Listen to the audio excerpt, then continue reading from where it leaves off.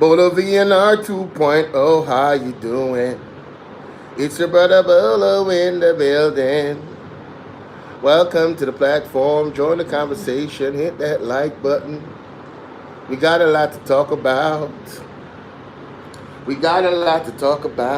And I want to do it as fast as I can. Because time is of the essence. We don't want to waste no time.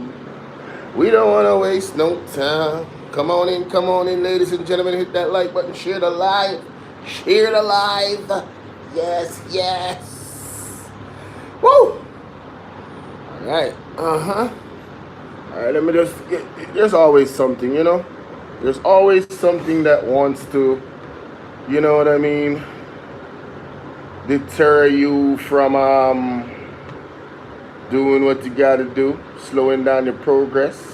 But you have to know how to work through those things, you know what I'm saying? Yeah. You have to know how to work through. Things are not going to always run smooth. Man, ladies and gentlemen, we got some good discussions for y'all today. Listen. Woo! Shout out to the teachers, man. Shout out to the teachers, Mr. Wayne Lonesome. Shout out to Mr. Byron. Shout out to Byron. Melting pot been going crazy from the other day, man. Shout out to Pinks. Shout out to, you know what I'm saying, Sulfur. Shout out to ABR News TV. You know what I'm saying? Yankee Bless in the building. Shout out to Yankee Bless. Yankee Bless, big up, my friend. Big up. People, the people that follow me, if you notice from the other day, I have been going live on all 3 platforms. The one that actually shows visual outside of me, looking at me, like the information that I'm reading, is Bolo TBV. So I want to encourage everybody to go over to Bolo TBV. When I'm live simultaneously on the 3 platforms, Antonio, what's up? Salute to you, bro. All right, there we go. Got that covered. There he is. All right. There we go. All right, cool. Woo! Pull it in a little closer.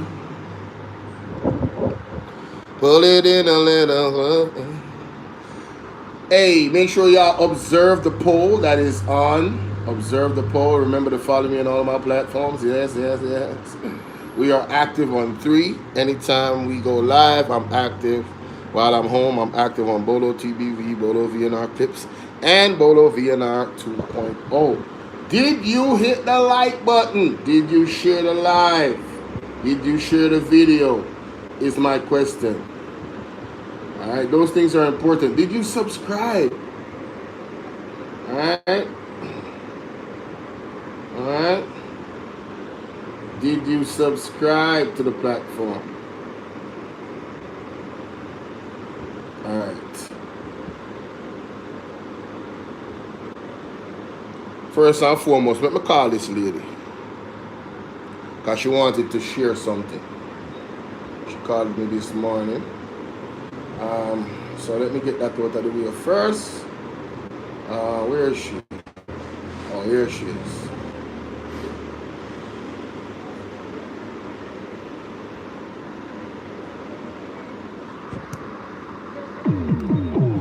Here she is.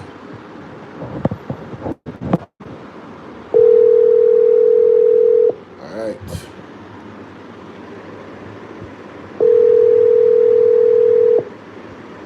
Come, mommy. Come.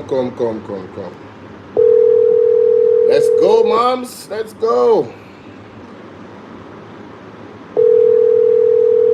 Jaja.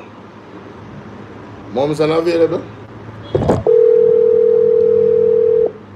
Rough. Hello? Yes, are you hearing me? Yes, I'm hearing you. All right, so I'm live right now. So I don't know if you want to share Uh, okay, your thoughts okay, right now. okay, Now would okay, be the time. okay, And you okay, have 10 minutes here.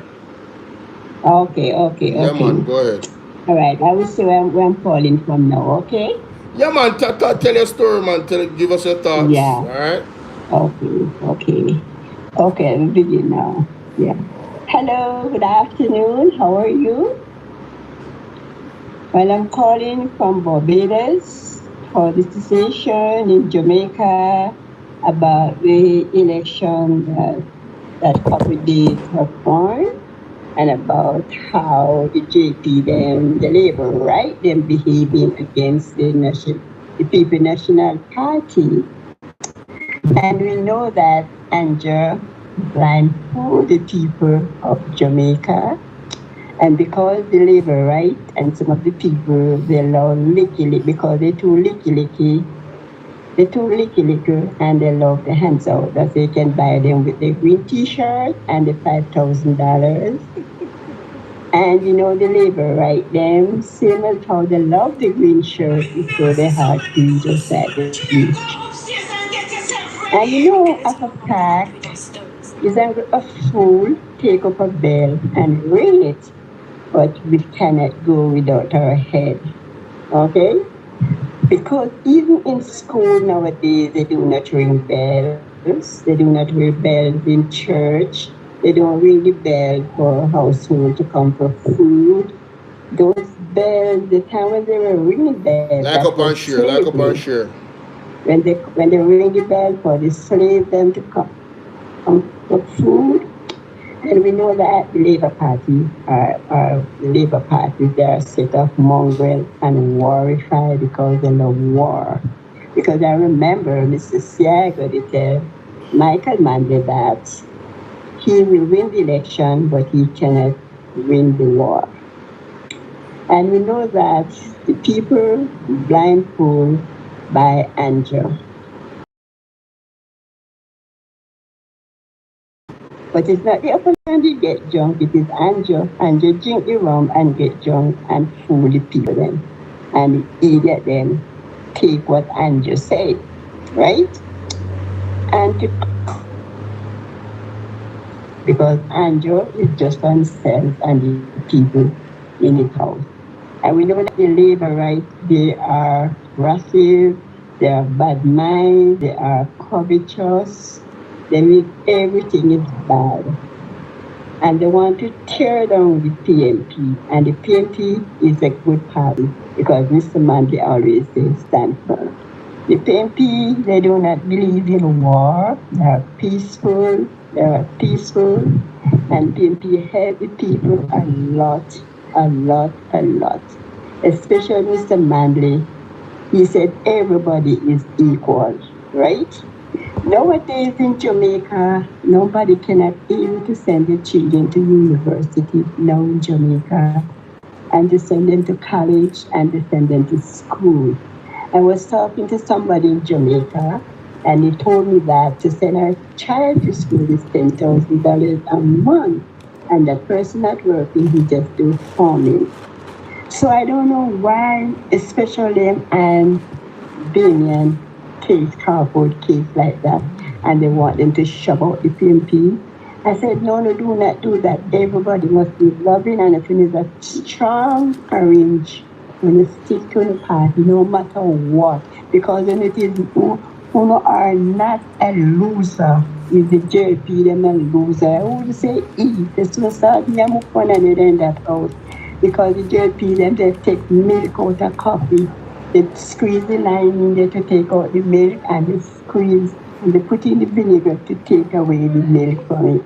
And they cannot be trusted. And everybody, no Jamaicans, no labor right cannot call me and beg me $1. Because I want to say, go to Anjo. The PMP party are peaceful. Look at me and Phillips, he always smile. Isaac would say he trusts God and he pray. He don't afraid of them because everything he do, he just God. I know Miguel. Miguel always pray. Miguel is a child of God, right? And the PMP people, they pray before they go and do anything. So they are not a loser. All what they have to do is just trust in God. Because if labor right, then is a loser because they're fool.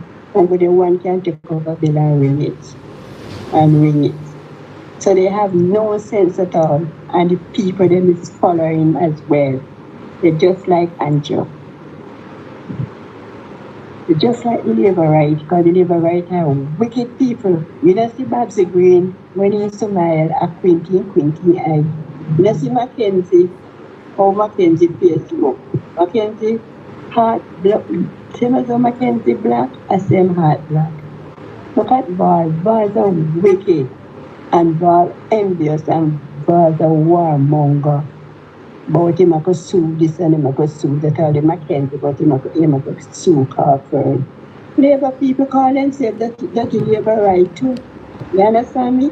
Because it's only one person in the JP I did like, it was Top Gang, and this Labour man told me that Top Gang is not the Top Gang who I see him as.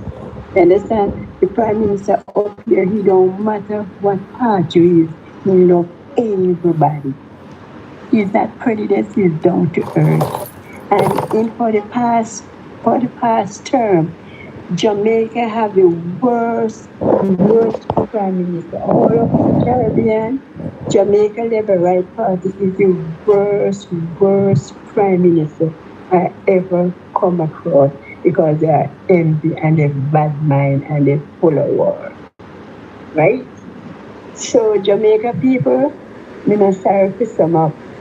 I'm not sorry for some on economic Andrew Barron out with his green t-shirt and $5,000. So I'm not strong to say the good Africa suffer for the bad. And you know, PNP stand firm as a man did say, and he stand firm. You know, well, I will call back again, and you know, All right. yeah, All right, mommy. I hope the PNP stand firm, and I hope they don't kick out the leader and stick to the No man, leader. that is not an issue. That's not an issue Yeah, anymore. Yeah? yeah, okay, lad. Yeah Okay, man, that's lad. not an issue. That was a Roman. As we see, Yeah, there's a yeah, okay. new structure in the Okay. party, and Pardon me? there's a new structure in the party that we get to Yeah, understand. So that was never an issue. yeah, All right. because it's I'm going to fool ring a bell, but we can't go without we head. Okay? Quite so. Big up yourself, mommy. Okay, you too. Talk All to you right. again. Bless up. Okay, bye. Yeah man. Okay, bye. All right. So, boom, perfect. Got that. You know, give her the opportunity to speak her piece. She called me and thought that I was live, and she was going in. Just like how here she going in, she did not miss a beat, ladies and gentlemen. She actually pretty much said the exact same things that she was saying to me on the phone, thinking that she was live. So basically, what she's saying is coming from the mind and the heart.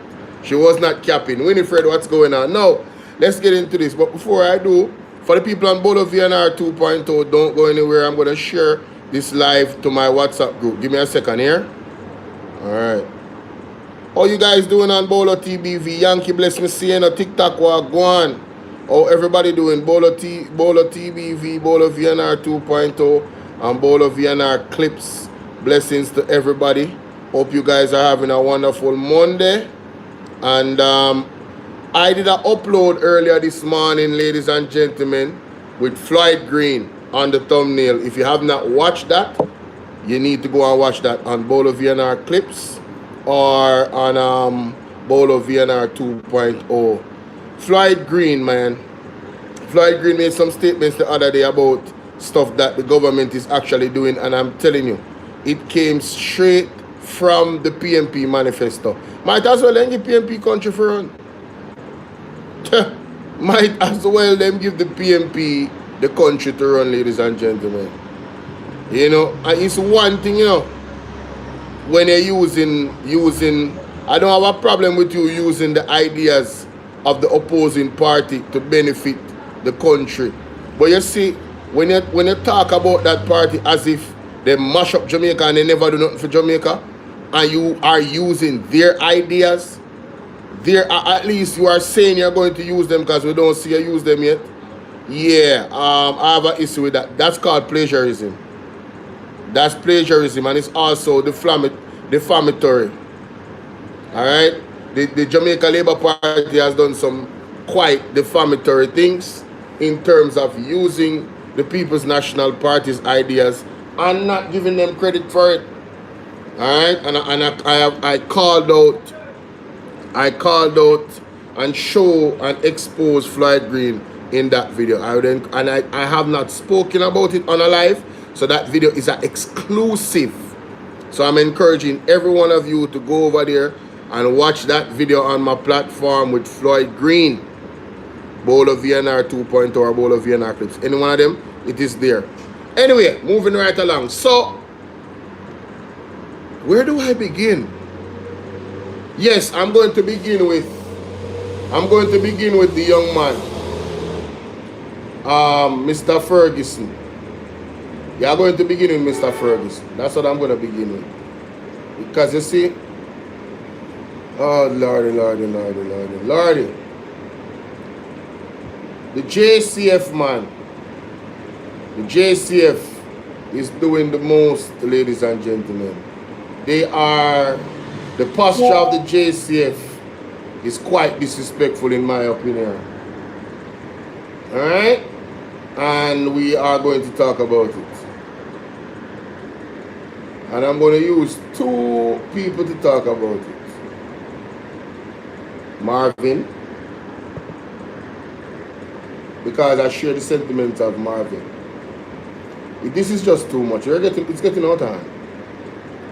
It has been gotten out of hand, but it's like, I don't know, man. I don't know what is going on with us. I really don't. Where's that video?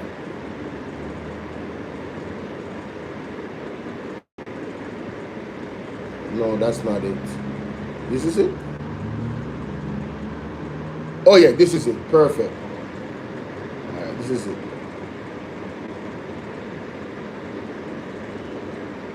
That man is the president of Colombia. No. And he's... No, that's not it. So... Bear with me, So, war is about to break.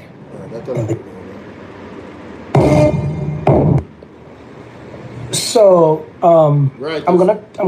Right, yes, sir. Right, yes, sir. You know. Yeah, man. This is it now. This is it. So where's the other video? Yeah, so me I go do it, you know. Then two arguments I'm going to pass it. Alright, so ladies and gentlemen, it's your brother Bolo VNR, and I would like to invite you to hit the like button as you come through the door in this one. Today, we want to address the JCF. Alright, some very inflammatory, dangerous, and downright disrespectful statement, in my opinion, that was made by them in regards to the incident that happened with Jamar Ferguson. And I want to say, you know, my condolences to the family and all the families out there that are victims of extrajudicial killings by the police in Jamaica. It's quite unfortunate, but there's too many evidence out there to say it otherwise. They are literally taking out our brothers and especially our brothers. The men are under attack.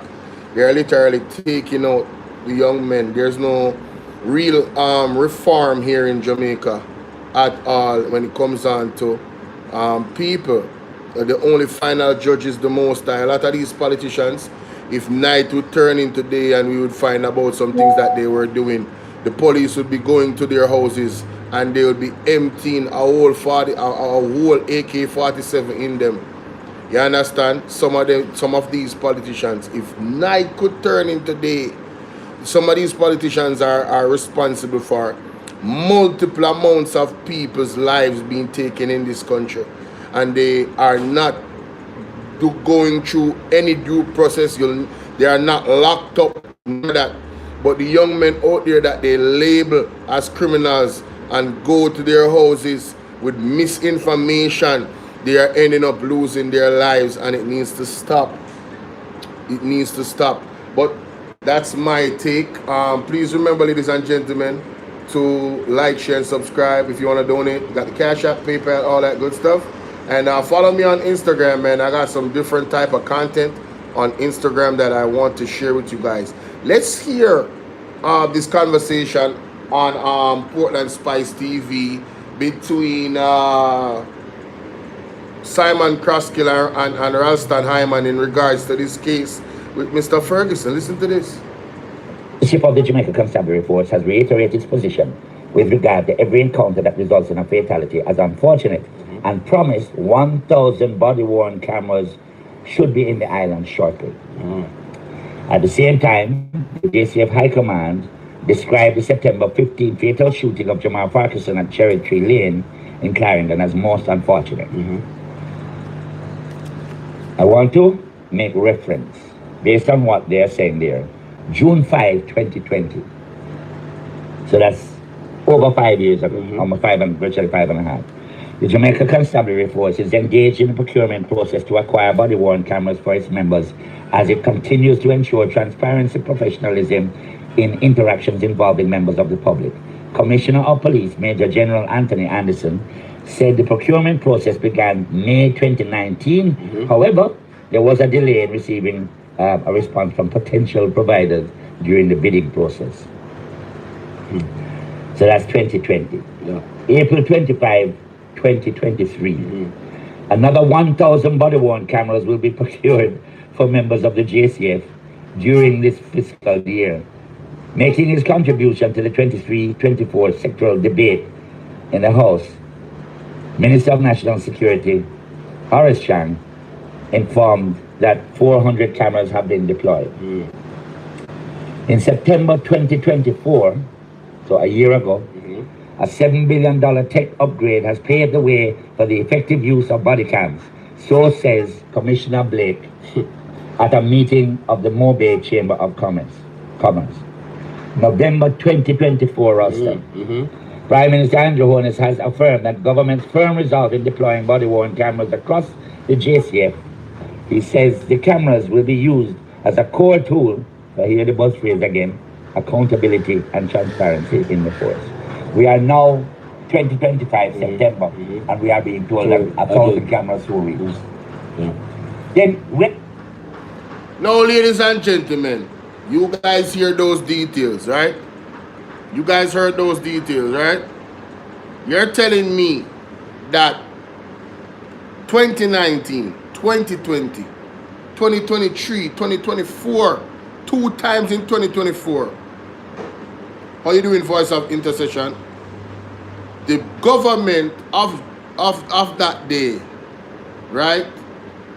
Under Andrew Holness, they literally talked about procurement of these body-worn cameras, and we haven't seen them implemented yet.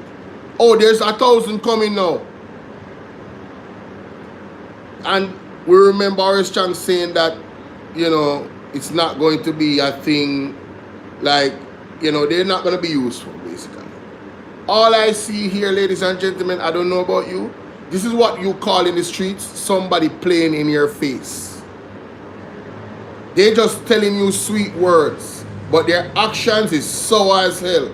This government has no intention of implementing body-worn cameras. They are going to drag this thing out and make excuses. That's what they have been doing.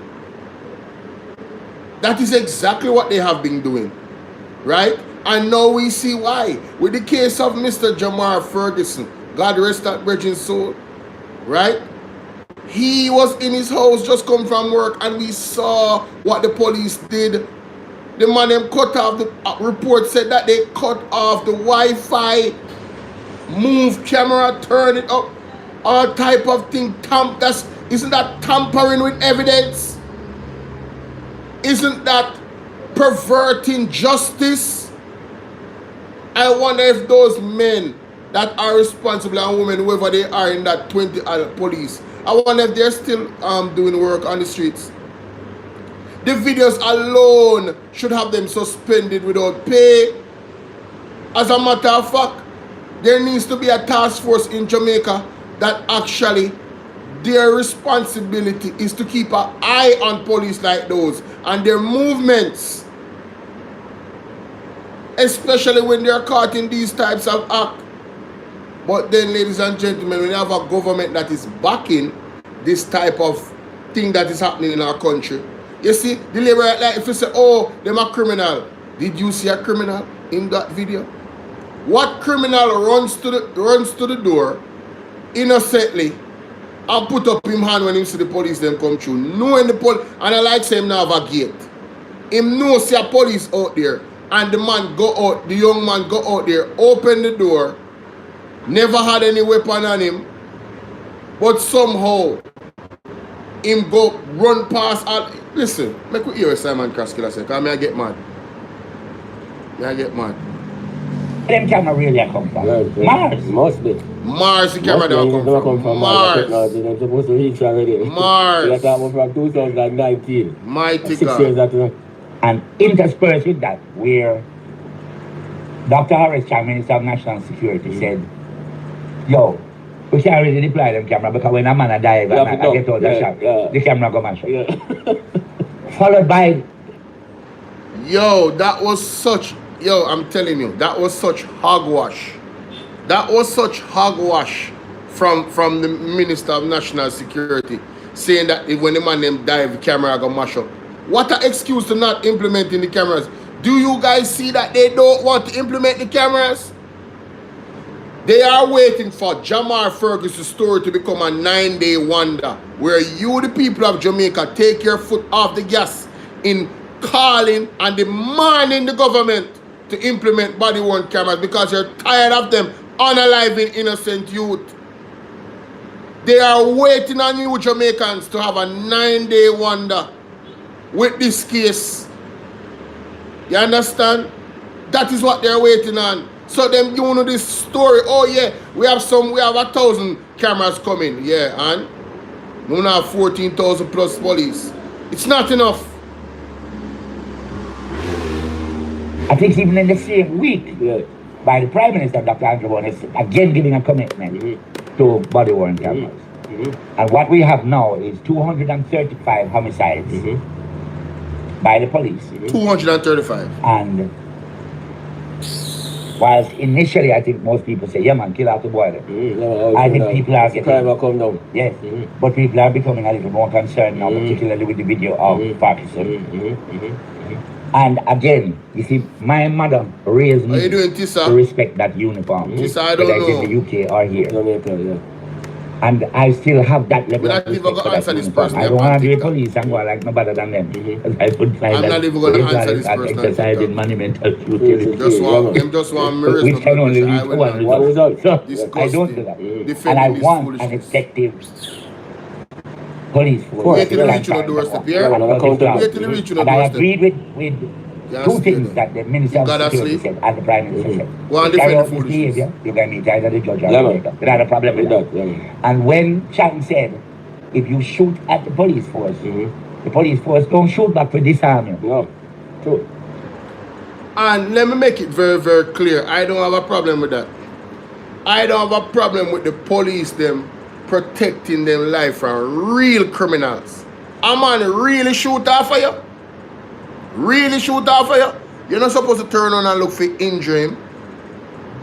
You're supposed to put him down. Because when I try to put you down, nobody's gonna fault the police for that. But we have seen cases on camera where they didn't know there was camera, but in their report they say it was a shootout and they executed young men. And whether or not the young men are criminals, that is not how the law works. If they gave up and did not shoot at you, you're supposed to bring them in alive the way you find them. Not put a gun on them and then put a report say them did have shootout with you. Hold on there. Let me continue. Come in. The police force shoot back to protect So them. you must know when you do that, you know, Well, that's what's going to happen. So I don't have no problem Yeah, with man, that. no problem. But I do have a problem with a number of the so-called confrontations. Now, in the case of Parkinson, and I don't normally comment on these cases because me not understand them fully. But if some 12, 15 man in a house with automatic weapons. No matter how much weapon you have. You are going to reach 38 mad. and that piece of You're clothes. mad, Tell you what, unless mad. you shoot you, I'll shoot yourself. Yourself. Madness. I'm sorry. Yeah, that's madness. It is that way, firing a rifle shot and killing Charlie Kirk. Up to now, me can absorb that possibility. So, again, at the risk of being a bad news war, we are going to have this doubting Thomas. Yeah, man. Until the cameras, yeah, man. So up to the 400. I think the 400 never have the requisite technology to go with it. Okay. So they couldn't store the information and process it. Yeah. Some of the ballots. So, when you hear that, I remember people, Portland Spice TV is in. Make sure you go over there, go subscribe to the platform. One word, Portland Spice TV. Cool? Now, we are going to go to Marvin. Because Marvin also reacted to the press release or media release that the JFC came out with. Right? Listen to this. Use 3 instances. That's very vivid to my. So I'm gonna use 3 instances. That's very vivid to my memory as to why I think this statement from the Jamaica Constabulary Force, in particular, the Commissioner of Police. I'm gonna tell you why I think that this statement should get you fired immediately. Yes. Immediately. A lot of you people who are in the public offices keeps forgetting that you work for us, the Thank people, you. with no taxes paid. Thank you. Your salaries are nothing. Yes. We are not paying you to murder us. We're paying you for you to protect us. And you've sworn an oath to serve and to protect. All right. Now, in Westmoreland, 2024, I believe, there was a young man who was in his house. His grandmother, if my memory serves me correct, was actually sitting on the veranda. Police came to the house. The young man came down, opened the grill of the house, and the police brought him in the back of the house, inside a room in the house, and he was executed. And they dragged the body of this young man past the grandmother on the veranda and took it away. Yeah, true. Jamaica police. And everybody just took the police word that this young man pulled a firearm on them. There's a young man who I believe is autistic in St. Thomas. I think it was 11 miles, either 11 miles or 9 miles. The people who know of this story will actually tell me in the comments. I was on scene. I was there after the fact because I was in Clarendon, and when I heard the citizens lamenting over the fact that this young man was autistic, and the police came into the community in masks, private vehicle, white plate, did not take out their police vests until after they had fired on an autistic young man, and they watched him bleed out as much as possible in a gutter or trench, an open trench. Yeah? This happened in 11 miles. I have it on my video. You can scroll down. I think one where I'm wearing a red coat over a blue and multi something shirt. You can check that video. It's right there on my page, right? The Commissioner of Police have not yet come out to say anything about that killing. Now we are more than 225. More than 225 persons have been murdered by the police force in Jamaica for 2025. 179, I think, for 2024. And 155 for 2023. So we've been asking for body-worn cameras, especially for the last instance, which is with Jamar Ferguson from Cherry Tree Lane in Clarinda. For those of you who are not familiar with the story, the Jamaican constabulary force comprised of 23 member squad.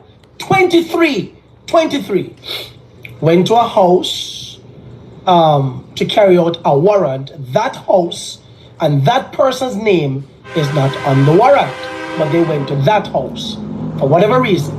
The young man, there's video evidence where the young man came out, opened the door, gladly went to the door, gladly, broad daylight, ran to the police, opened the door, and of course, they moved him to the side based on what the video was showing, came inside the house, looked around, brought him back into the house. And of course, in the room, you can still see the bullet holes in the corner of a wall, because the police report would have it that this young man pulled a firearm at 23 police officers in his house. The same young man who ran to the door to let in the police officers because he saw them on the video. Madness. Yeah? We don't know, out of the 225 that have been murdered since the start of this year, who residents been claiming police murder, and then citizens in the country saying, a lie you not tell, I believe the police, kill all the insects, all of them are criminals. And we assume that for 225 persons murdered by the police, thank God for Jamar Ferguson's house that showed the kind of police force that we have in Jamaica. Yeah. Now, I do not support criminal elements. No. I do not support criminal elements. And I believe that if you are guilty and the police accost you, that you should have a right to be arrested lawfully and be brought in lawfully, legally to a judge and allow the judge to do that. But it's very difficult when the police have options. They got 2 options from the Prime Minister of the country, and they got another barbaric option from the Minister of National Security. The Minister of National Security says, shoot first and then ask questions. And he's still the Minister of National Security because Jamaicans vote for that piece of shit to still sit in the office. Yeah? Then you have the Prime Minister, yeah? The Doctor, the Honorable Mr. Andrew Michael Olness, the Green Clerks Prime Minister, government badness, bro God, 1 p.m. and all the titles that you can give to him, yeah, that he's so well, the best Prime Minister of Jamaica. That's what some of the very dunce ones have referred to him as. No, this Prime Minister has been going around with one common cliched statement. They must either meet a judge, meaning the citizens.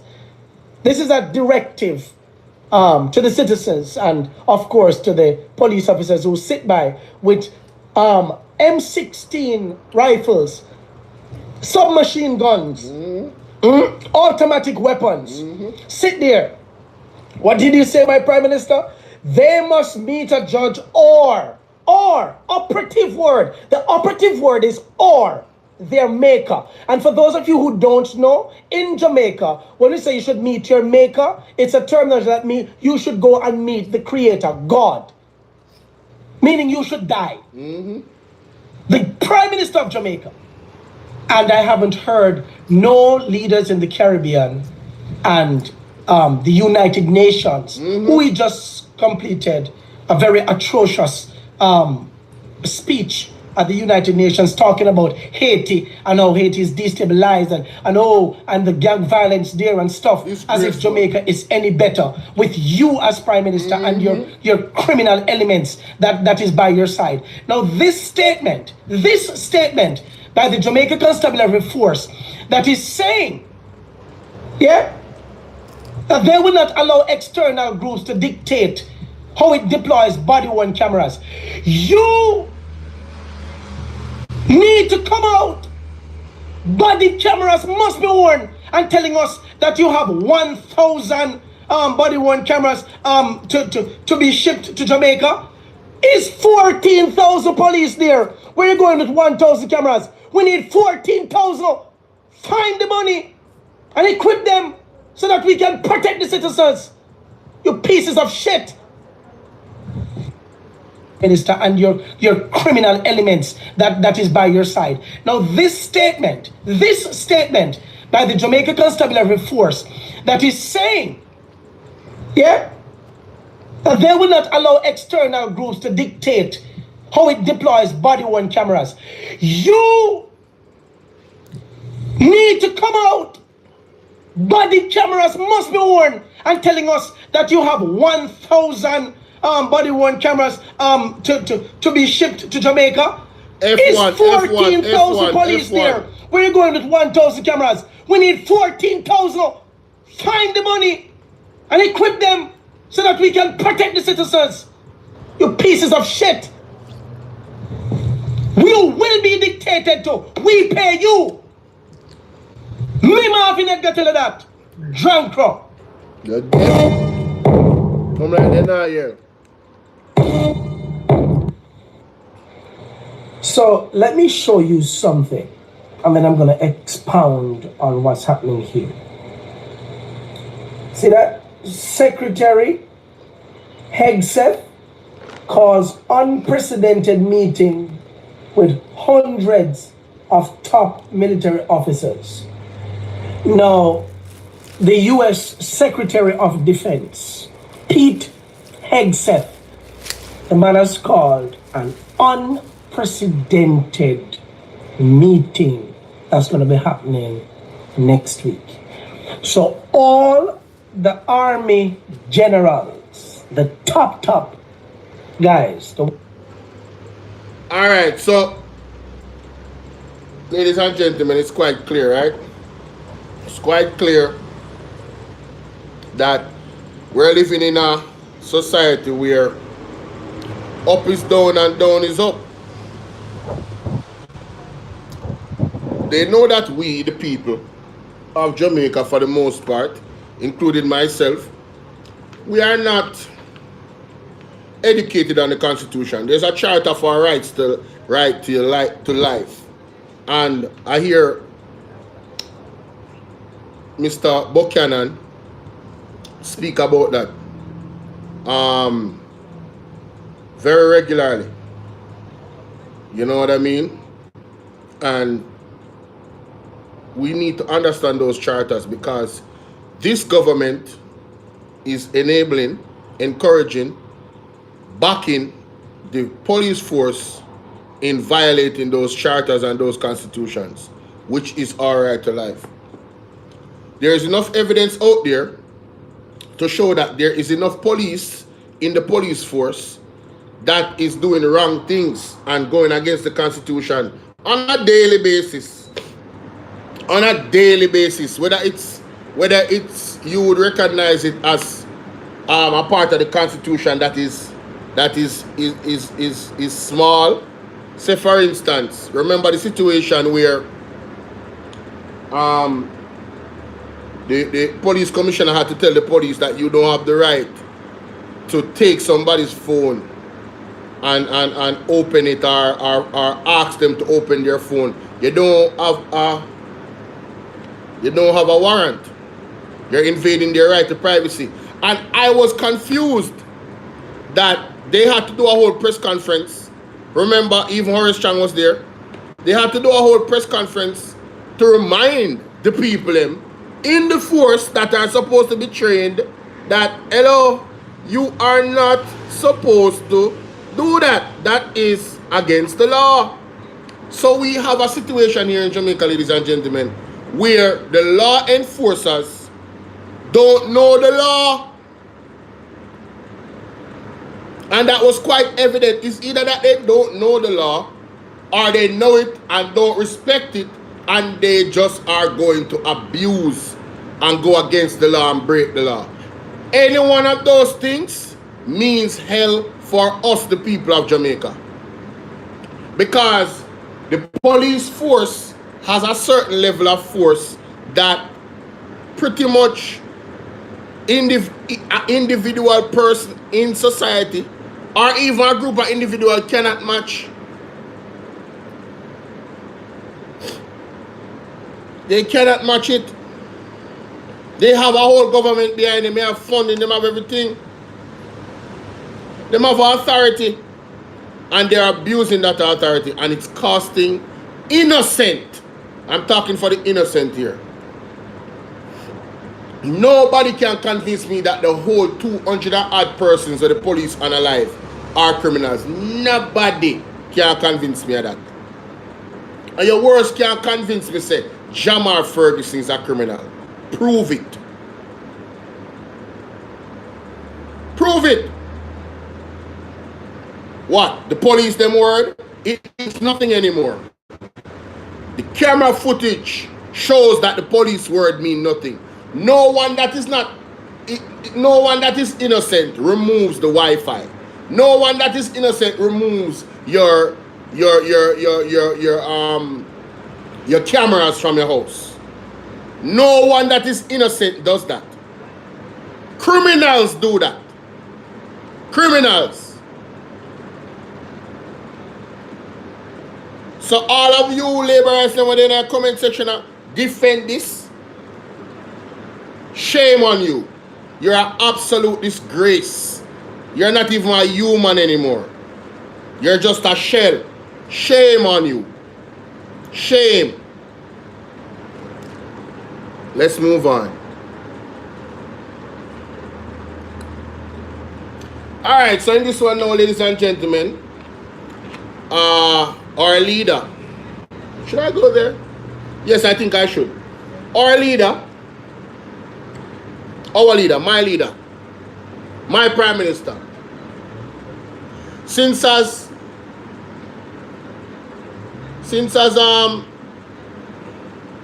they want to violate the authority of our MPs, or 28 MPs, especially Nikki Burchell.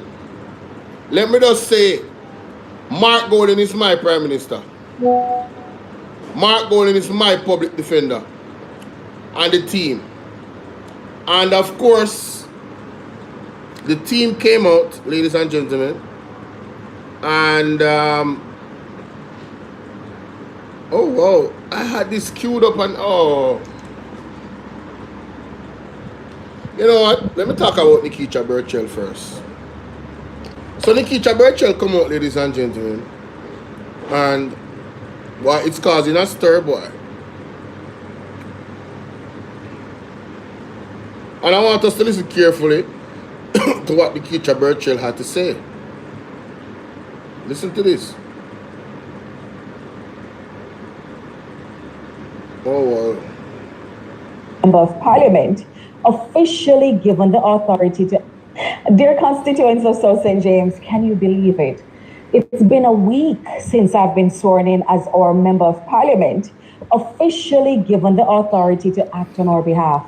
But since then, I've been hard at work. I've been writing letters, making calls, like and share people, like and share people, and ministries that are there to serve us.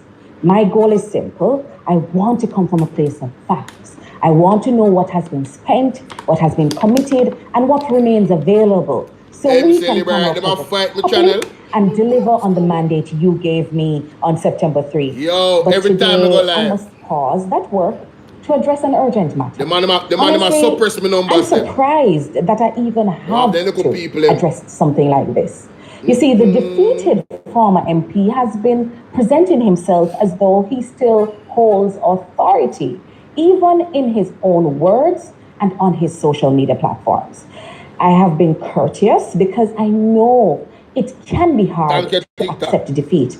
But since I must explain it in plain language, he is not the MP for South St. James. He recently published a video attaching himself to a government project, even boasting that he intends to do the same with 6 more projects. Let me be clear. He has no mandate, no jurisdiction, and no office to direct contractors or communities on government-based projects. And this is not the first time. At a project in Richmond Hill in the Catadupa division, he was still giving instructions until I personally visited with the councillor and set things right. This pattern must stop. On the Constituency Development Fund, I have learned that the former MP has already overcommitted the $20 million allocation for this fiscal year. The majority has already been disbursed, leaving little for our urgent needs. We will, of course, be auditing these commitments to ensure value for money, but for now, let the line be clear. He is not the lawful representative, and he must disassociate himself from all projects in South St. James. Even the Prime Minister, in his remarks last week, sent mixed signals that embolden this kind of behavior. But the reality is simple. The people of South St. James made their choice. That choice was me. And history gives us perspective. In 2016, just 2 weeks after taking office, the JLP renamed a highway built by the PNP after Edward Siaga. They wasted no time in taking ownership because winners take responsibility. The outcome, you may not. And for full context, Siaga opposed that highway, and the JLP won the election and named it after him. They have no shame, but they were in power, so they can do what they want to do, and we have to just work with it. Not true? So why is it that this man, I don't even know his name, Lowly, Slowly, or whatever, why is it he wants to get involved in government contracts when he's not a part of the government? He's not a part of, he did not, when you see, you're not an MP, you're not a member of parliament, so you're not a part of the 63 in government. You're not. That's what she's saying. But let's continue. Always like it. But in a democracy, you respect it. That is what decent, reasonable people do. So let me say plainly, the defeated former MP is free to live his life how he chooses, take a vacation, or move fully into retirement. But he is not free to act as your member of parliament. If he continues, we will respond accordingly. So to agencies, contractors, and partners, do not accept instructions from him. Engage my office directly. It is a new day in South St. James. Your MP is on the job. And I will not allow sabotage to confuse the public or stand in the way of the people's work. In fact, I've been doing some reading from the Harvard Business Review. I'm reading a book called Managing Creativity and Innovation, because that's how I intend to lead. I love this lady. I have a book I wish to commend to the former MP. This one is called Managing Change and Transition. Nikisha Burchell, you are the... Oh my God! So I didn't even have to go to the next part. It went to the clip. So this young lady now come out and embarrass herself. I was watching Mr. Well-known son.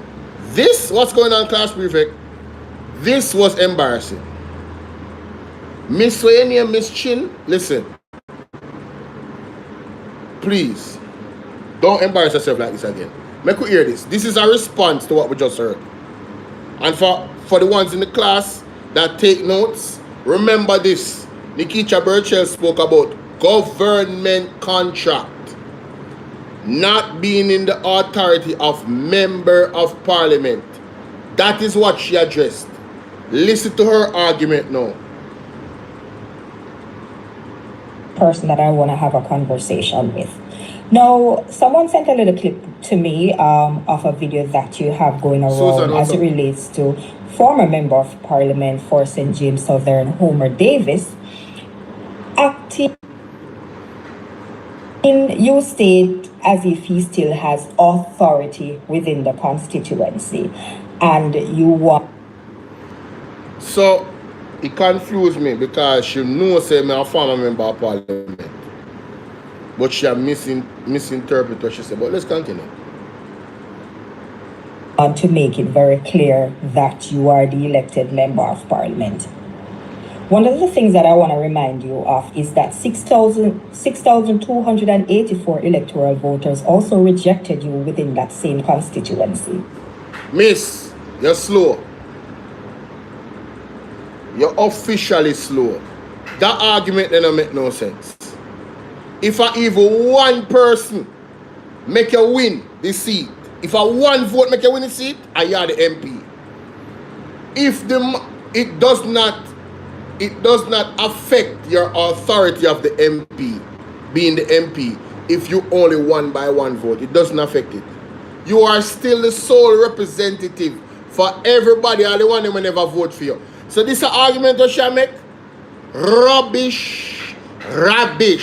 I don't even know if I say it in French. Rubbish. This is rubbish. Let's continue. Additionally, Homer Davis is still the JLP Member of Parliament caretaker for that constituency. And Miss, the key word is caretaker. Caretaker. Not member of parliament. He's the caretaker. Alright? So he doesn't have the authority of going around and dictating and like he's a supervisor of government projects. He doesn't have that authority. Why did you even come out and make a video? Like, you know, just embarrass yourself talking about Nikita Burchell before. I just in Homer. Kindly remember, you can't even spell. Oh my God.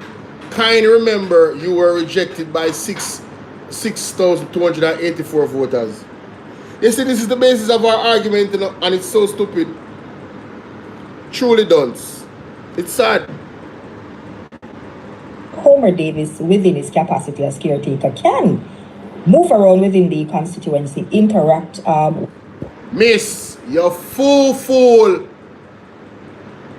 That is not the argument that Nikita Burchell just made. She never said the man cannot move around in the constituency. She said he cannot dictate or get involved in government contract. He doesn't have the authority to do so. This is why people call the liberate them dunce. Because you sound like your absence and you look like somebody with absence, but to come out of your mouth and nonsense. Because you're speaking eloquently, but it's a bag of word salad and gibberish and you misinterpret, right? And you not understand the basis of the lady argument. So your argument, because of your lack of understanding, now makes your whole argument trash. You are misrepresenting what the lady is saying. She never said the lady said the man free if you are retire if you want to. He can continue in political career. But what he will not do is get involved in government contracts in that area. That is the authority and Nikita Burchell responsibility. What was not cogent about that? What was not clear? Him lose, all of him they lose by one seat. If he lose by one person, I mean. He lost.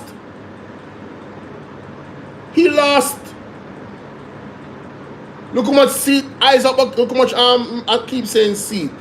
Look how much people, voters, Isaac Buchanan win by. What you talking about? You don't even want to hear no more from her. She just disturbing. But she chat to man. With the residents and the citizens of the constituency freely. Now, I seriously want to address this. You see, the defeated former MP has been presenting himself as though he still holds authority, even in his own words and on his social media platform. So let me ask you something, Nikisha Burchell. There was no issue when yourself and Dr. Andre Harton of St. James West Central were both out parading with projects for both constituencies that Homer Davis and Bolo Fort were member of parliaments, and you did. Yo, did she say Balo Fort? It's Malahoo.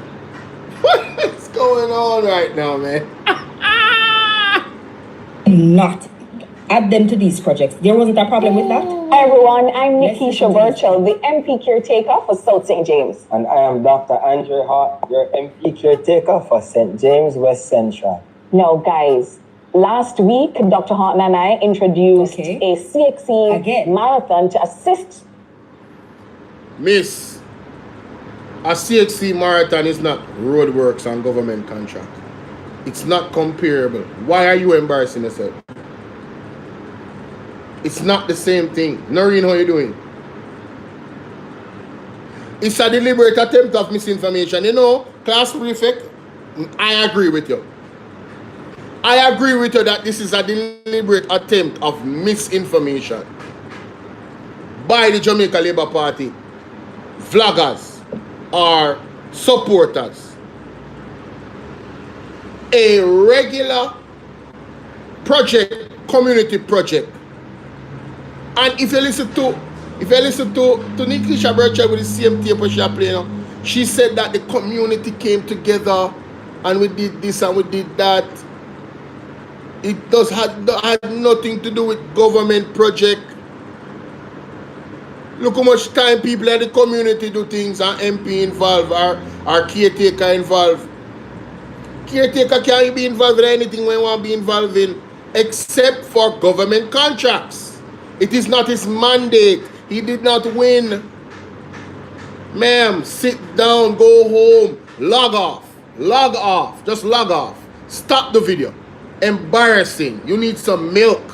Lord of mercy. Also, I want you to clarify for me, Nikisha Burchell, when yourself and the mayor and the councillor, was in that same constituency of St. James Southern doing this additional project, if it wasn't a problem, because I'm not seeing any mention of you stating that Homer Davis was contacted to be told of the project that was being done. Miss, it is not a government contracted project. What don't you get? This has to be a deliberate attempt of misinformation. And you know, I am very, very happy you made an ass of yourself because you became content.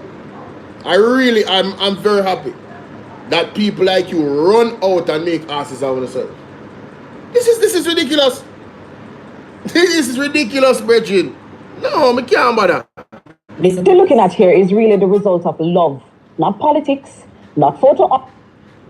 Not politics. Hello? The lady needed that door. You don't need a government contract to fix the lady door. Why are you using this as a reference? I am done with this lady. She is slow. Do you guys remember the project that she did with the old lady, and she never have a nice door and then fix up her house? The church came together. The people in the community came together. They don't need to contact Homer Davis to tell him, say, them are going to help a lady. So hold on.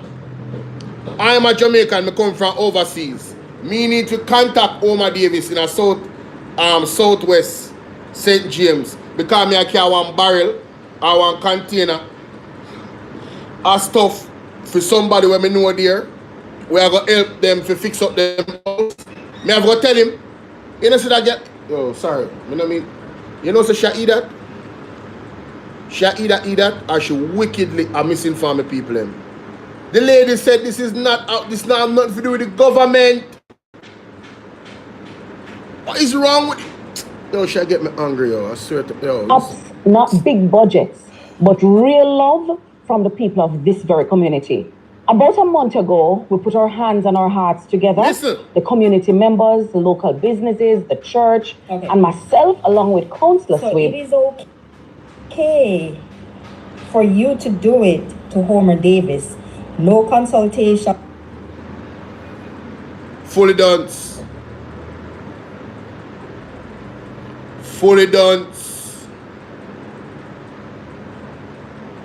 Fully done. Mighty God of Daniel, take a case.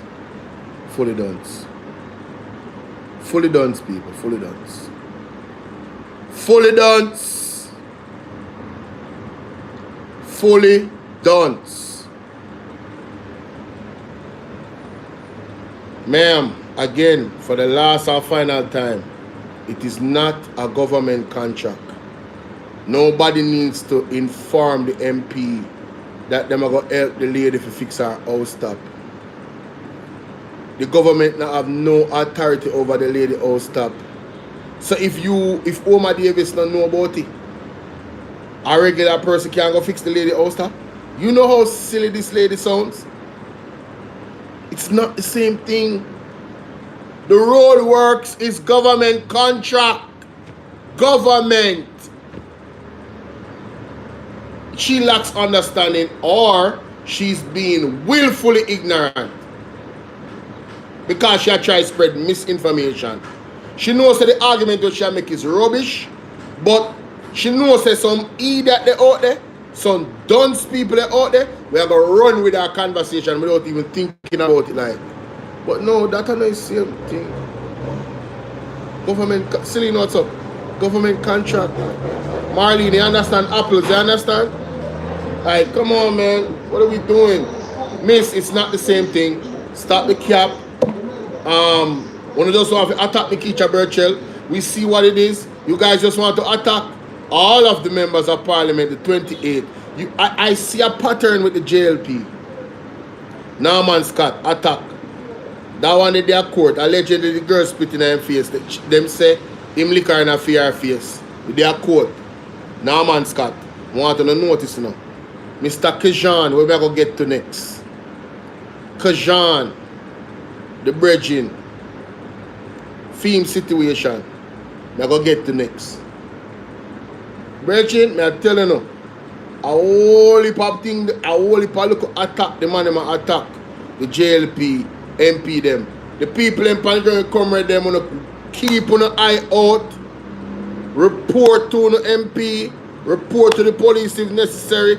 Any little thing we are going, because I'm telling you, a whole heap of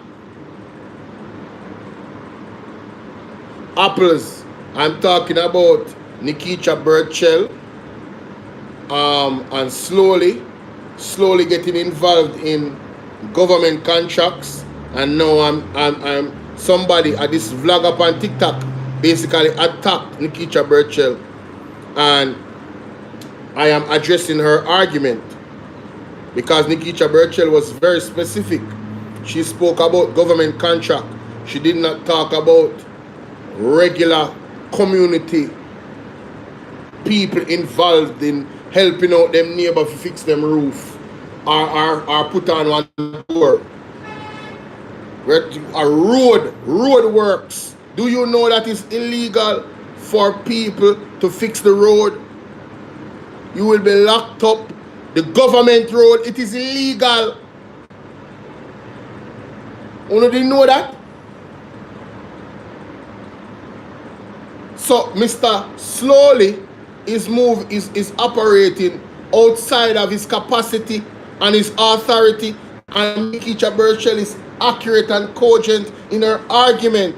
He can do anything he wants. He can go run around naked in the house if he wants and go retire. Who cares? But you're not the MP.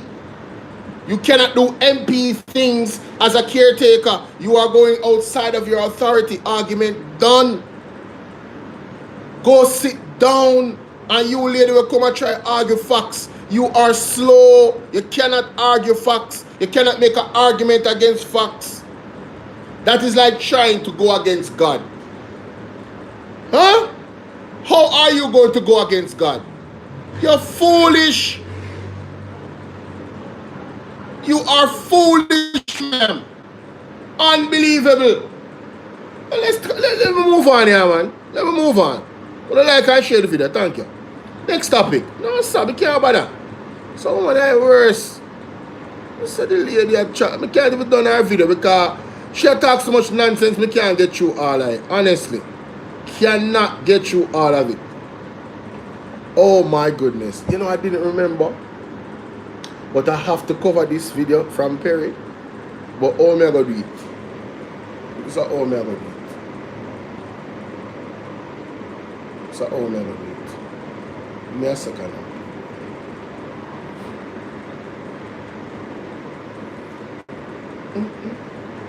And I tell you, man, I will put things to cover, you know.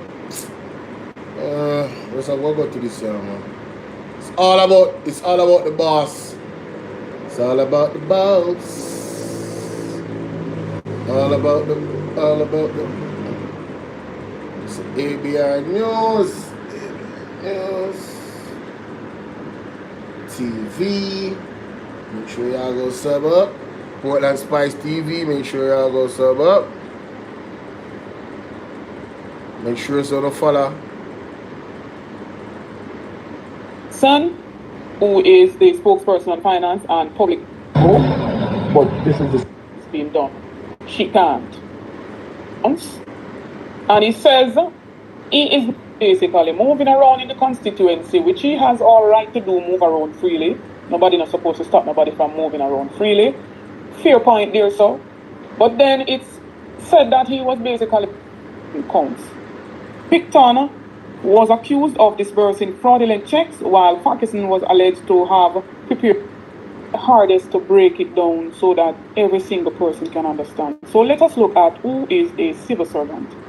A civil servant is a person employed in a civilian role by a government department, the $2 million fraud scheme. Please, the government, mainly Sarah. Don't forget to like, share, and subscribe. Alright, that's all.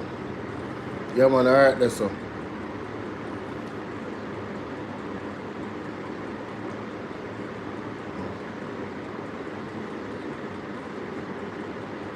Data code. So in this one, ladies and gentlemen, two things we're gonna cover.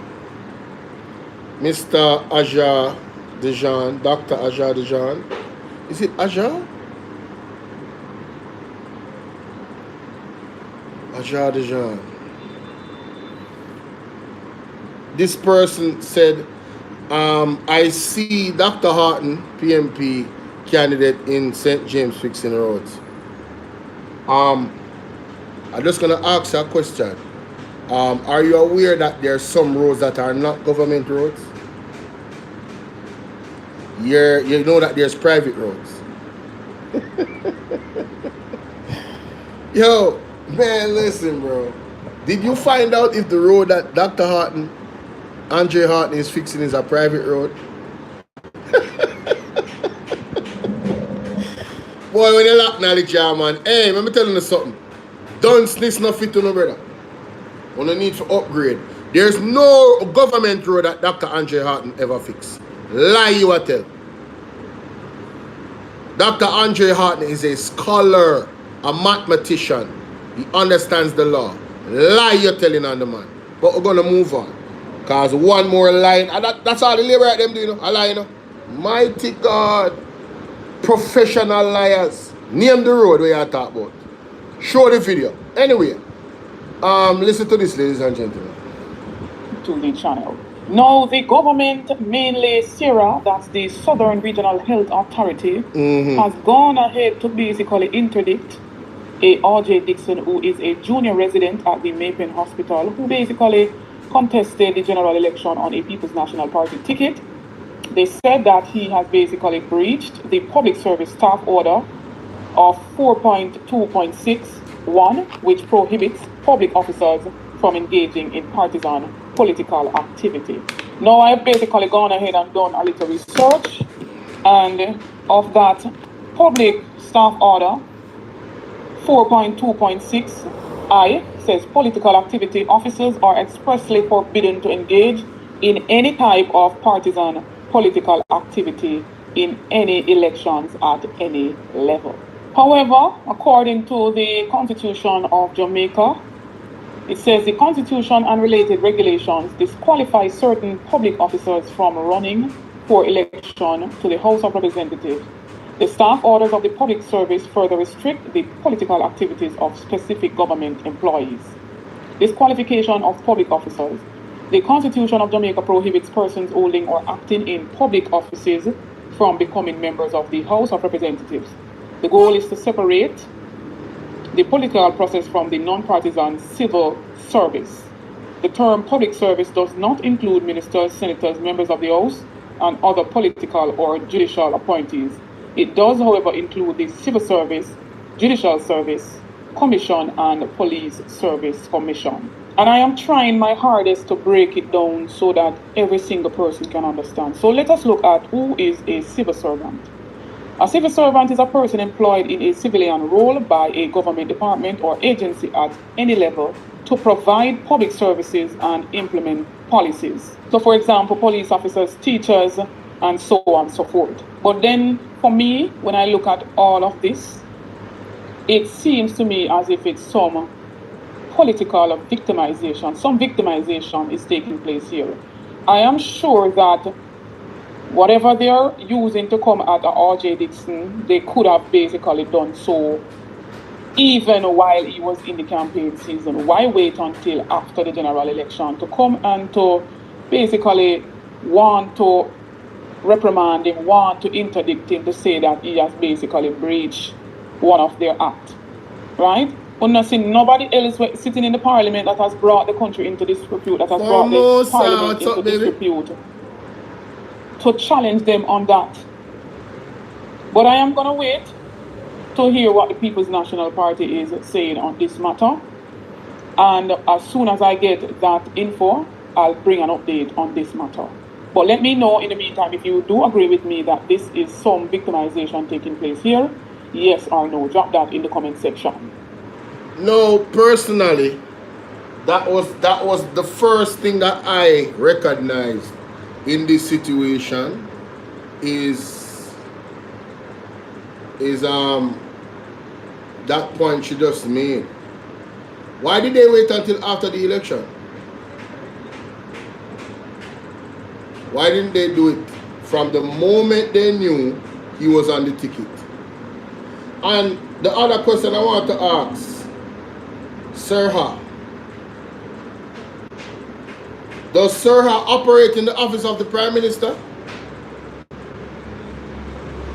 Does Sirha operate in the office of the Prime Minister? Class Prefect is here. Class Prefect. Does Sirha operate in the office of the Prime Minister? That's what I want to know. Yes, no? Because you see, oh, boy, I tell you, boy.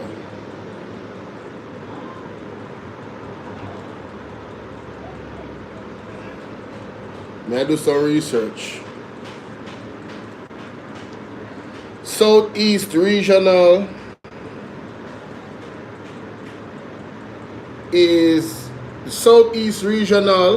a statutory body of the Ministry of Health. Sirha is one of the 4 regional authorities formed as a part of the sector reform by passage of National Health Services Act 1997. Thank you, Winnie May. Thank you, Winnie Mandela. Thank you for the gift. Thank you for Mosa Fantasy. Thank you, sweetie.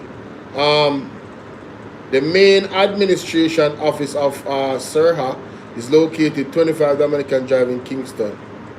Sirha is responsible for healthcare services, blah, blah, blah, blah, blah, blah. What is it? 25 Dominica Drive, New Kingston. So it's Wagwan Rivals. So we have identified that Sarah. This is on the GIS website, you know.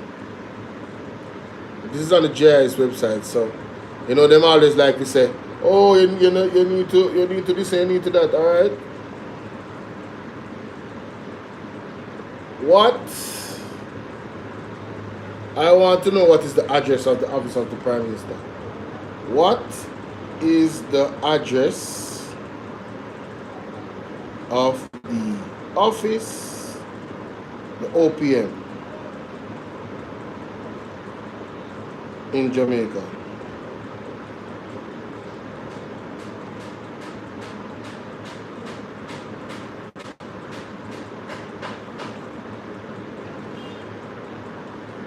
Devon Road, Kingston. Okay, so I am not sure whether or not Serha operates in the office of the Prime Minister. I don't know, but something to look at. But it begs the question. I believe this is partisan activity by Serha. That's my belief, and I'm sticking to that. But let's hear what Mr. There is a Latin phrase that I RJ Dixon. RJ Dixon. And it translates to, I'm a man. Nothing human is alien to me. And it's something that I've always kept in the back of my head, and sometimes bring it to the forefront, depending on the situation. Is that I particularly like. Homo sum humani, nihil ame alienum puto. And it translates to, I'm a man. Nothing human is alien to me. And it's something that I've always kept in the back of my head, and sometimes bring it to the forefront, depending on the situation, when it comes on to tempering your expectations of fellow human beings. And as I participated in the cut and thrust of politics recently, you know, when you're in the belly of politics, you understand certain things, that it's a story of love, it's a story of hate, it's a story of good, it's also a story of bad, it's a story of loyalty, it's also a story of treachery and betrayal. All of these I experienced as I participated in the recent campaign. And I went into this thing understanding that all of these factors could come. There are persons who loved me immensely, persons who hated the very thought of me. There are persons who had all kinds of good things to say about me. There are persons who they couldn't utter one good thing about me for whatever reason. There are persons who were loyal to me, and there are persons who also betrayed me and participated in treachery. But all of that made me stronger. Despite not achieving the results I expected, they all made me stronger. And you know, over the next few weeks, I'm going to give you some of my stories from the campaign. You know, something I like TikTok. I don't like TikTok. The stories of love and hate, the stories of loyalties and betrayal, the stories of good, the stories of the bad, the stories that have made me into a better man and will continue to shape my future. Look out for it. Listen out for some more. We'll have a couple more conversations over the next few. So, there you have it. That was very, very, very vague, obviously. You can't speak into certain things down. But, you know, my brethren, TikTok brethren Perry had this to say to the JCF. Yeah, man. I mean, I play it, man. Now listen to this. Ladies and gentlemen, good afternoon. I hope that you are doing well. May the Lord continue to bless you, and happy Sunday. Now, I got up to an article very disappointed in the stance by the Jamaica Constabulary Force, right? They made it very clear that they will not be dictated to by the Jamaicans for Justice, nor the Independent Commission of Investigations as it relates to how they serve and protect Jamaica. They didn't say that verbatim, paraphrasing, but essentially that's what they're saying. Now, I have a few concerns. One, whether or not you believe that these organizations are ruffling your feathers, like it or not, these statements are a reflection of what the Jamaican people are saying. right? And whether it's on social media, which plays a major part in our democracy, it gives the average citizen a voice to weigh in on public conversations regarding matters of governance, or through formal submissions, they represent what the masses are saying. You cannot disregard these organizations or any other person or any other group as it relates to how you should serve and protect us. So we shouldn't have a say in how you serve and protect us. That's a blunder, JCF. But I am looking at an overarching problem. Now, it brings me to an article that I saw some time ago. Now, I remembered when the General Secretary for the Jamaica Labour Party made a similar stance. Now, for those who love to read and love literature like me, the tone is very similar. It's very dismissive. Listen, you cannot talk to me. I am the one in charge. Me are the big bad wolf. How dare you try to oppose me? If memory serves me correctly, I believe somebody very senior in the same political party said that they don't need an opposition. Another very senior member in the same political party said that they will never surrender Jamaica to the PMP. This sets a dangerous precedent in our country, so much so that the JCF can feel as if they are not accountable to the people. Why are citizens paying the price?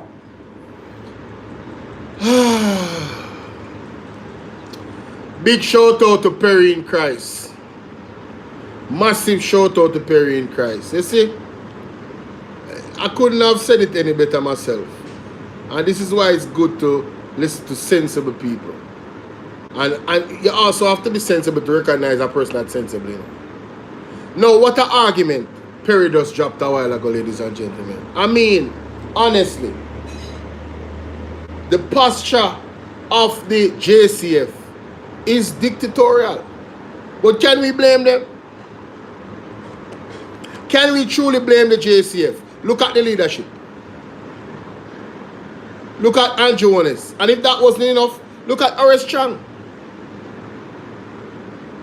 We will not be dictated to by the People's National Party in regards to who is the Speaker of the House. Meanwhile, Andrew said, Mark, listen, man. Hey, forget the agony of defeat. Let's unite and work on behalf of the people. You see how hypocritical and contradictory those two stands are? They say we are not supporting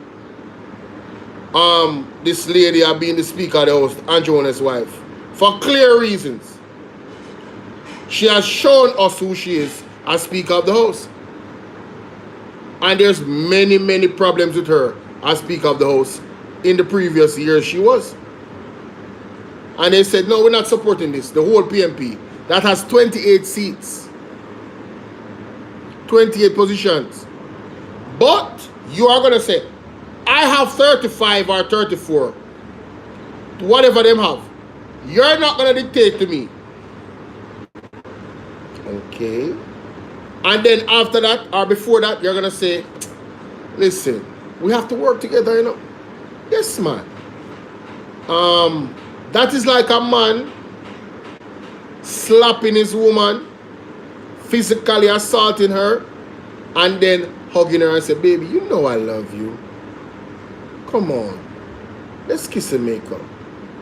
And then she go open her mouth and him slap her again, and it's a passive-aggressive type of vibe going on, ladies and gentlemen.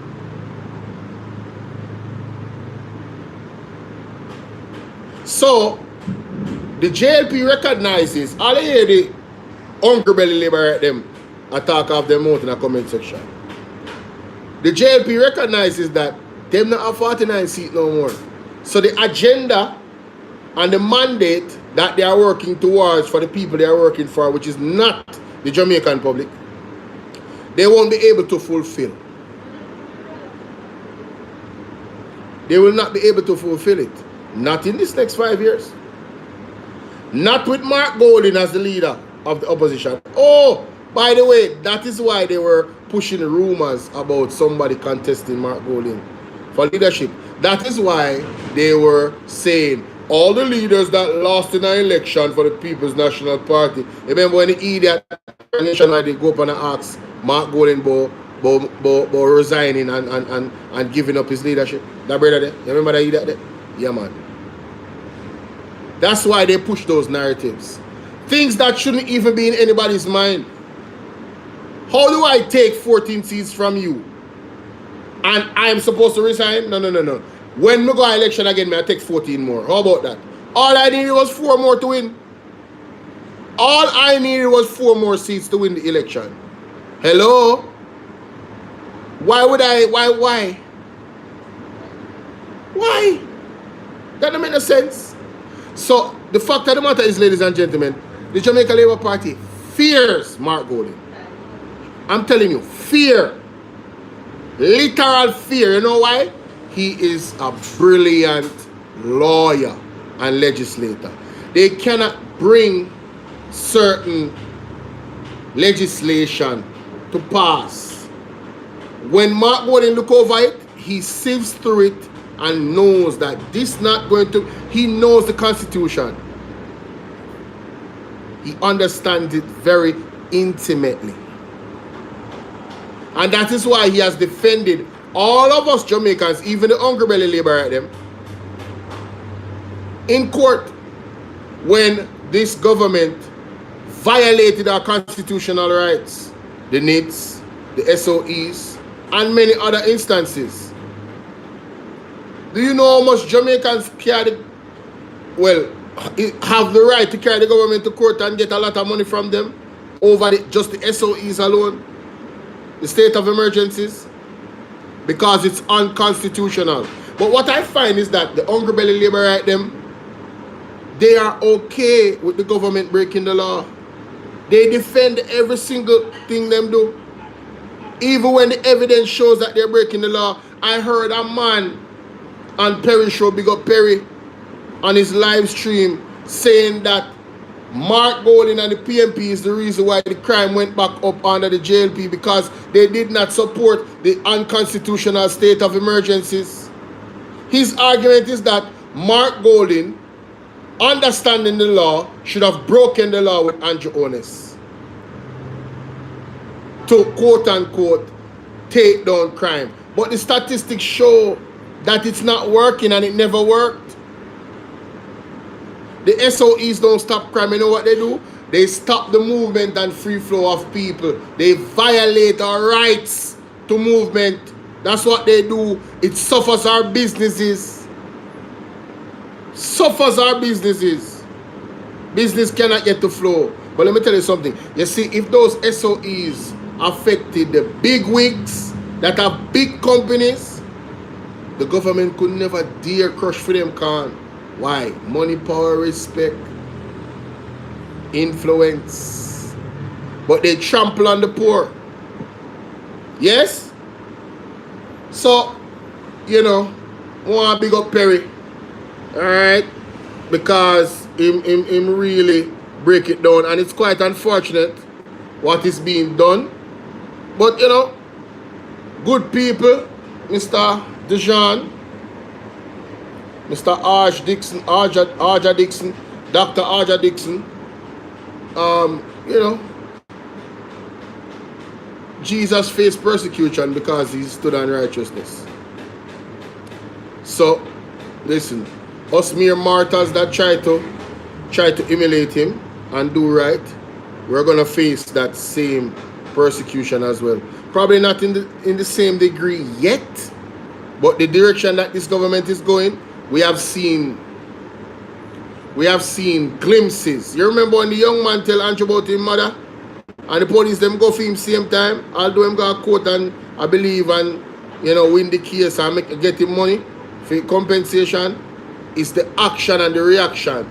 You know how much people tell, as bad as them say America is and as bad as them say Trump is. You know how much people tell Trump about his mother and this and that and one bag of something. Make all poster with it and they run and a walk around with it. Brawling, say it in a camera. No FBI or CIA agent don't go to them yard.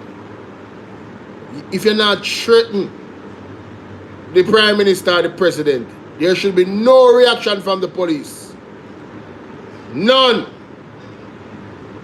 You hear what I say? If you're not threatening the state or the office of the Prime Minister, there should be no reaction from the police. One, it's a waste of resources, and two, it's illegal.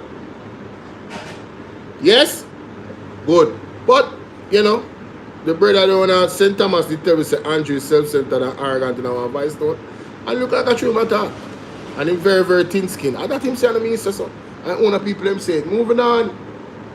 When Fisherman Garcia and tell us say see rough, believe him. Believe him, ladies and gentlemen. Alright? Good.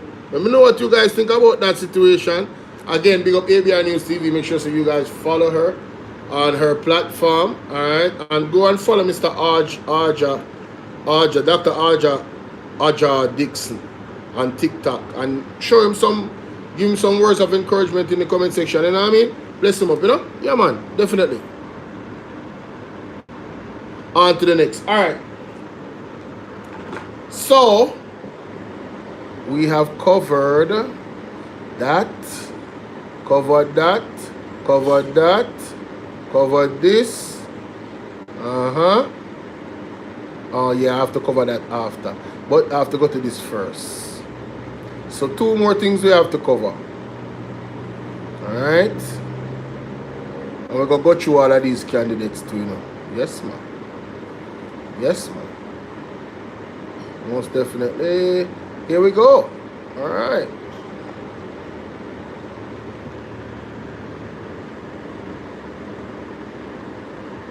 So, ladies and gentlemen, welcome to another one. And the shadow cabinet has been announced by our leader, our Prime Minister, Mark, the Honorable, the Most Honorable, the Right Honorable, Integrity Boss, aka Marky G. All right. Mr. Mark Jefferson Goldie has named the shadow cabinet, ladies and gentlemen. So I want to react to it, and here we go. National Party Media Unit. In announcing this shadow cabinet, we present a team of bright minds, some experienced leaders, and energetic new voices who are ready to serve the people of Jamaica.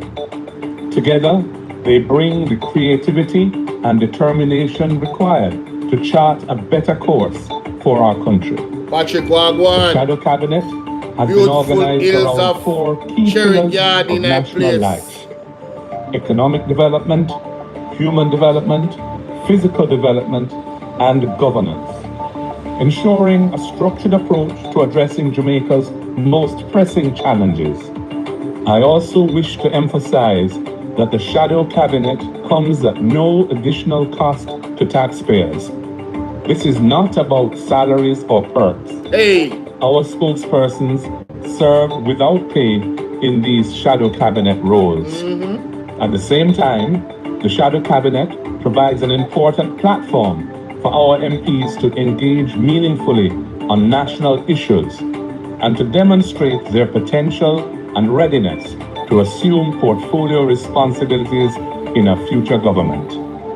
The People's National Party reaffirms its commitment to advancing people-centered policies that promote equity, sustainability, social justice in the cause of national development.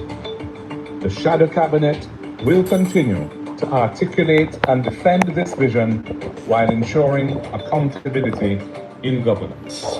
Visit our website at pnp.org.jm or check us out on Facebook at Jamaica PNP. The following is... So ladies and gentlemen, the man make you know straight what it is about and what the shadow cabinet is all about. Them not getting paid, but them have a serious mandate that is very, very vital in doing whatever they can to defend us, the people of Jamaica. Even ignorantly, right, them when I understand and dunce, I don't know what them are chatting about. Even them. defend for them rights too. You understand? Yeah.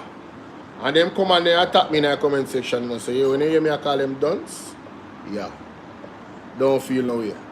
Anyway, let's look into the members of the shadow cabinet. We have, of course, the star boy, Isaac Buchanan, the one who make it labor right, them have nightmare. Up to this day, them have cold sweating and they sleep. Because they lose them crown jewel. You understand? East Portland, obviously are them crown jewel. Because from them, I never see people win election and ball so. Them claim to say them win election and them ball over East Portland. They wish the people them all type of famine and flood, and when they look, and where them there flood. You don't realize all that flooding them we are going to see no touch Portland, and Portland have the most water when the rain fall. You don't see how God, God is not a normal entity. You know? You see how they deal with East Portland nice. East Portland nice. So we have Isaac Buchanan, the Youth and Human Rights. That time mandate. Hey, you think Market a fool? You think Market a idiot? Remember me tell you see all them extrajudicial killing, huh? Isaac Buchanan. Youth and Human Rights at that time mandate. They not stop analyze the youth them. JCF, the government, back on you. Meet Isaac Buchanan, our spokesperson on Youth and Human Rights, attorney at law and MP for East Portland. Isaac Buchanan is a passionate defender of justice and constitutional rights. Having chaired the PMP's Human Rights Commission, his work has consistently centered on education, empowerment, and amplifying the voices of the unheard. Now, a shadow spokesperson on youth and human rights, he champions fairness and the opportunity for the next generation. Them have to live. We can't analyze the youth them. Something went wrong. Somebody planted a seed that is causing crime right now. And if you don't go to the root cause of crime, and one of the main root cause of crime is corruption, people in the high places, if you don't start lock them up, no crime now done in Jamaica. None. You only going to be done in the shadows. Oh, come with no foolishness, boy. All of them are criminal and then forget lock up all type of crap. But me feel labor right them, some of them. One of them talk so. Hey, then dunce, no? Meet Zulika Jess, another bright shining star. She is for justice, mighty God. I don't think the people in the Ministry of Justice is ready. I don't think the people them, hey, fabulous, Isaac and Zulika Jess are going mad them. Georgia, what's up? I don't think the people them in the Ministry of Justice is ready for Zulika Jess. You see how she nice and cute and sweet? I think you're going to see the venom of Zulika Jess when it comes down to justice. Hello? And that means justice for all. Not just the big people them. The small people them too. You understand? Yes? And it says here, meet Zulika Jess, our spokesperson on justice, attorney at law, entrepreneur, and MP for Northeast St. Elizabeth. Big up on yourself, Northeast St. Elizabeth. Zulika Jess represents a new generation of leadership, a top performer academically in debating. She will be. Hey, me never did know this about debating, you know. You see it? Problem in the camp, you know. They're not ready, you know. Them not ready. Wagwan Vivian, I'm okay, and I hope you are as well. Noreen, big up yourself. Me say it everywhere. Blessings. Right? She quickly established her own law practice before entering into politics. Key, she have her own law practice. Now Shadow Minister of Justice, she brings her legal enterprise and commitment to fairness into national leadership. Big up Zulika Jess. Next in line, one of my favorite lady in the world, Miss Natalie Nita Garvey. There's no way you cannot. I don't know how you don't love this lady. Her voice melts me. Listen, have you heard her sing? Anyway, she is responsible for local government and participatory democracy. Meet Natalie Nita-Garvey, our spokesperson on local government and participating democracy. Participatory democracy. Participatory democracy. That means that she probably is going to touch on stuff like constitutional reform and how we go about it.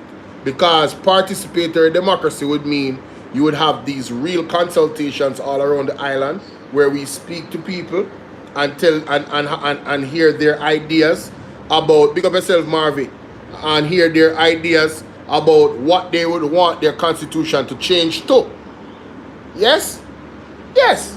So big up Miss Natalie Nita-Garvey. Alright? I'm not sure if I'm accurate on that, but in time we shall see. MP for St. Catherine North Central, Mrs. Natalie Nita-Garvey has dedicated her life to grassroots engagement and community development. Very good. With a nearly decade of service at the parish council level and latter as Minister of Sport, she brings both local and national perspective to her role. Armed with advanced training in labor relations and economics, she now champions a vision of inclusive participatory governance. See, I told you. Consulting with the people. That is a big mandate in this thing. Right? Keep liking and sharing, guys. Thank you very much. Now we have another gem. Miss Yvonne Rosemary Shaw. I don't know if it's Mrs. Enough, but big up her. She is responsible for, she's the deputy local government participatory, local government and participatory democracy. I think this is very fitting. Again, Mark Bolin is very, very smart because she has done years in local government. Years. Her strength is right there with the people. She understands the people. And beautiful Mark Bolin. I love this. So she's the deputy in that area. It says here that deputy spokesperson on local government and participator with over 40 years in community development and politics. Hello. One of them have over 30 years. Let me see. What them say she have over so? How much years Nita Garvey? She has dedicated her life. Mighty God, that's more than 40 years. Anyway, moving right along. In community development and politics, Yvonne Shaw, MP of Eastern St. Thomas, a former mayor of Morant Bay and long-serving councillor, she has led projects improving schools, infrastructure, youth empowerment. Her value of honesty, accountability, and people-centered service defines her leadership. How are you doing that now, Witika? So, local government and participatory democracy is well handled in the shadow cabinet by the PNP. Beautiful. Next in line, my God, a general himself, Mr. Fitz Jackson, National Security. Let me tell you something. There's nobody that I trust more in the People's National Party to cover this. You know why? This man was the only man that I saw advocate that the banks not take our money when we draw money from our own money. Is the man that, hey listen, this is the man. Mr. Fitz Jackson, National Security. Meet Fitz Jackson, our spokesperson on National Security, a veteran legislator with over 30 years in public service. Fitz Jackson is MP for South St. Catherine. He has served as Minister of State across multiple ministries, held senior roles in Parliament, served and represented Jamaica internationally with a strong background in governance and business. He is respected for his advocacy on economic justice and community development. His deep parliamentary experience makes him a steady hand on matters of national security. You understand? Mr. Yo, may I tell you Dana Whittaker? Hello? Man, a big legislator, you know. Huh. All right. Now, oh my goodness, we have Senator Donna Scott Motley, Mrs. Donna Scott Motley, right? Foreign, regional, and diaspora affairs. Mr. Wayne Lonesome is very happy about this. Very happy. Foreign, regional, and diaspora affairs. You know, I wish that the PNP was in power because we would have Senator Donna Scott Motley representing us in the capacity that Kamina Johnson Smith is. And I think she would blow her out of the water in terms of representation. Honestly, I really do. Senator Donna Scott Motley. It says here that our spokesperson of Foreign and Regional Diaspora Affairs, a distinguished attorney at law and public servant, Donna Scott Motley, has been a voice in the Senate since 1989. And we're gonna, you see, we're gonna get to, how you doing, Simple Pebbles? Thank you. We're gonna get to 1989. We're gonna get to the 6 years. We're gonna get to that in the next video. Oh yes, we are, ladies and gentlemen.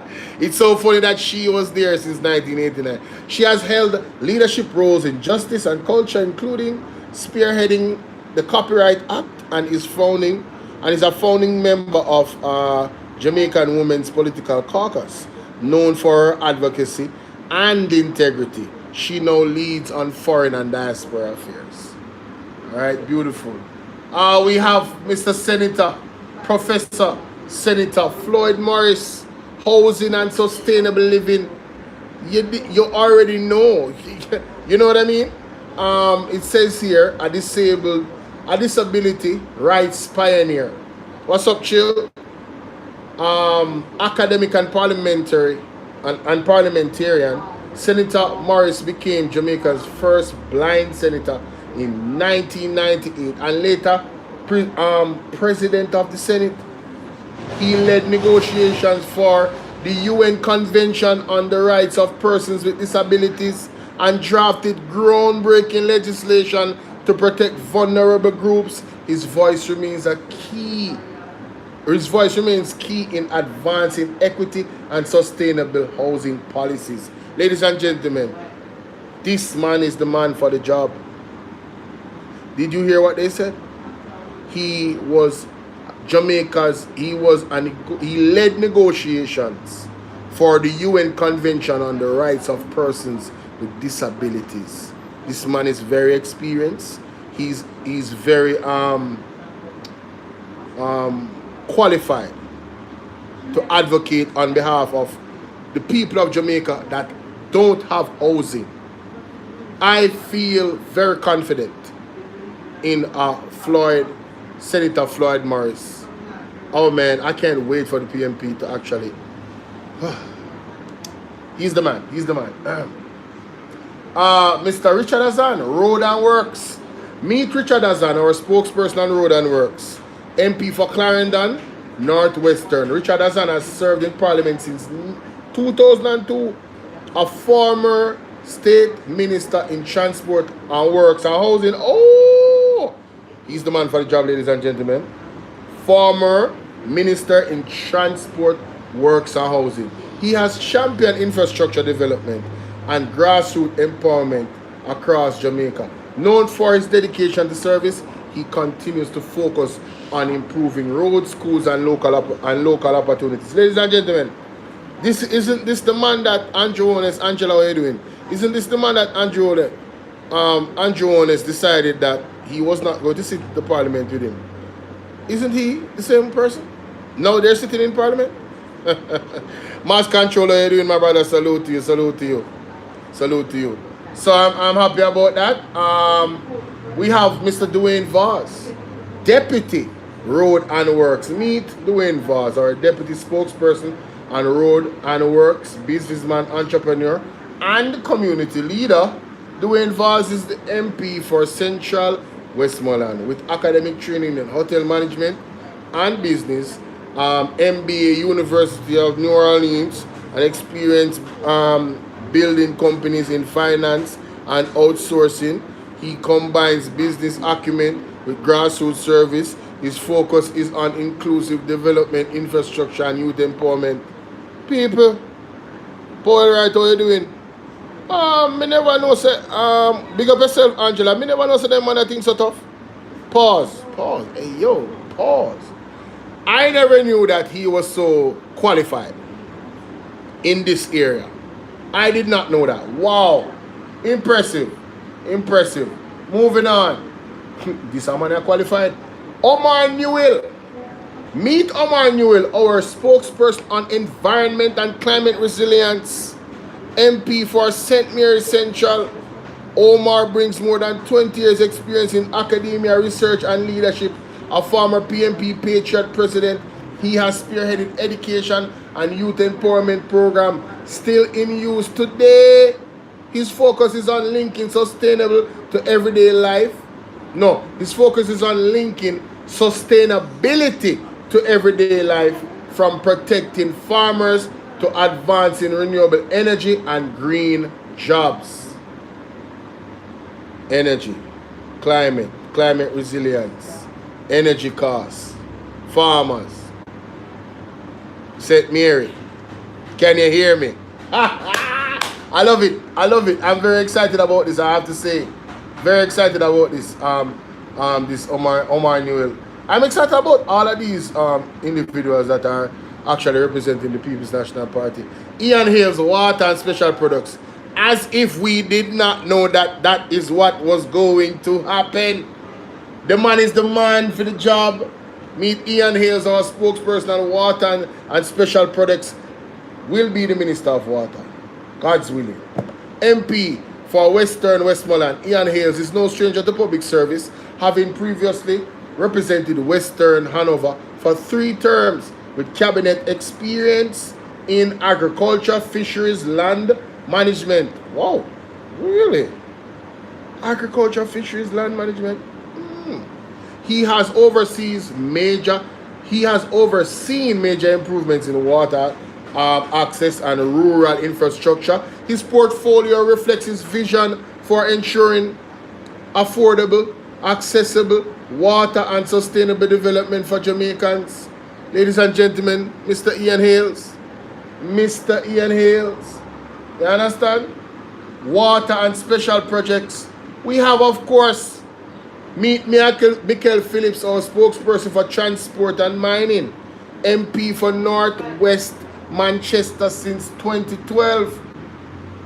Michael Phillips also served as vice president of the PMP, a businessman with deep community roots. He is passionate about infrastructure development, youth empowerment, and education. His leadership reflects discipline, service, and dedication to progress for Jamaica. Big up Michael Phillips, transport. You don't know, say that don't go on. And this man you know, you see right there, so you say it there now. Dennis Gordon. Meet Dennis Gordon, spokesperson on herbal renewal and redevelopment, businessman, long-time councillor, and now MP for St. Andrew East Central. Mr. Dennis Gordon, sir, I pray that the Lord keeps you and blesses you, sir, and that you do an immaculate job in this area that is very important. Urban renewal and redevelopment. Yes. Yes. I hope that the Lord keeps you. A businessman, long-time councillor, now MP. This man does not have to be in politics. He's very, very wealthy. Context matters. He does not have to be in politics. Guys, like and share the video. It says here, but he's here to serve the people, yes? Long-time councillor, MP St. Andrew. Brings years of grassroots service and leadership to national politics.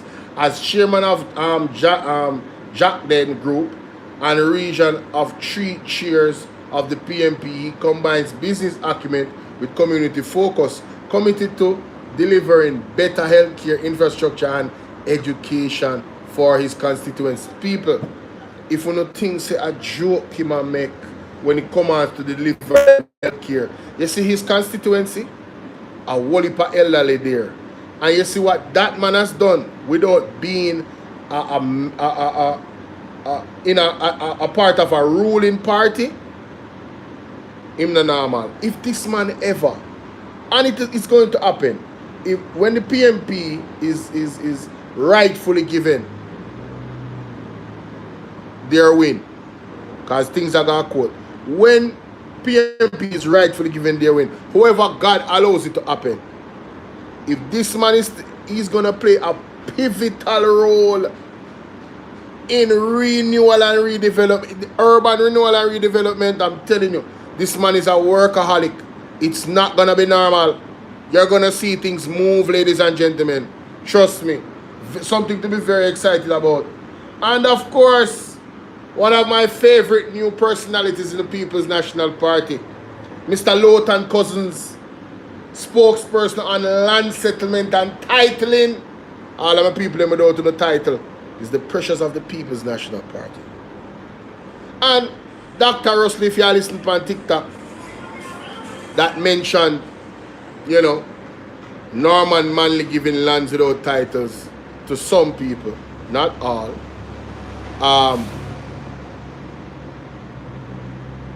Right, I said there, you know, because the JLP never didn't decide to give those people titles that they knew had land from them. So they never corrected what you said he did wrong. And granted too, oversight from the PMP as well, they never did. So both are complicit in that. Because that's the only thing I agree with when Dr. Russell talk about the PMP. When he said Michael Manley should make sure everybody had titles. I don't know the context of it, but in hindsight, yes, then we get them title.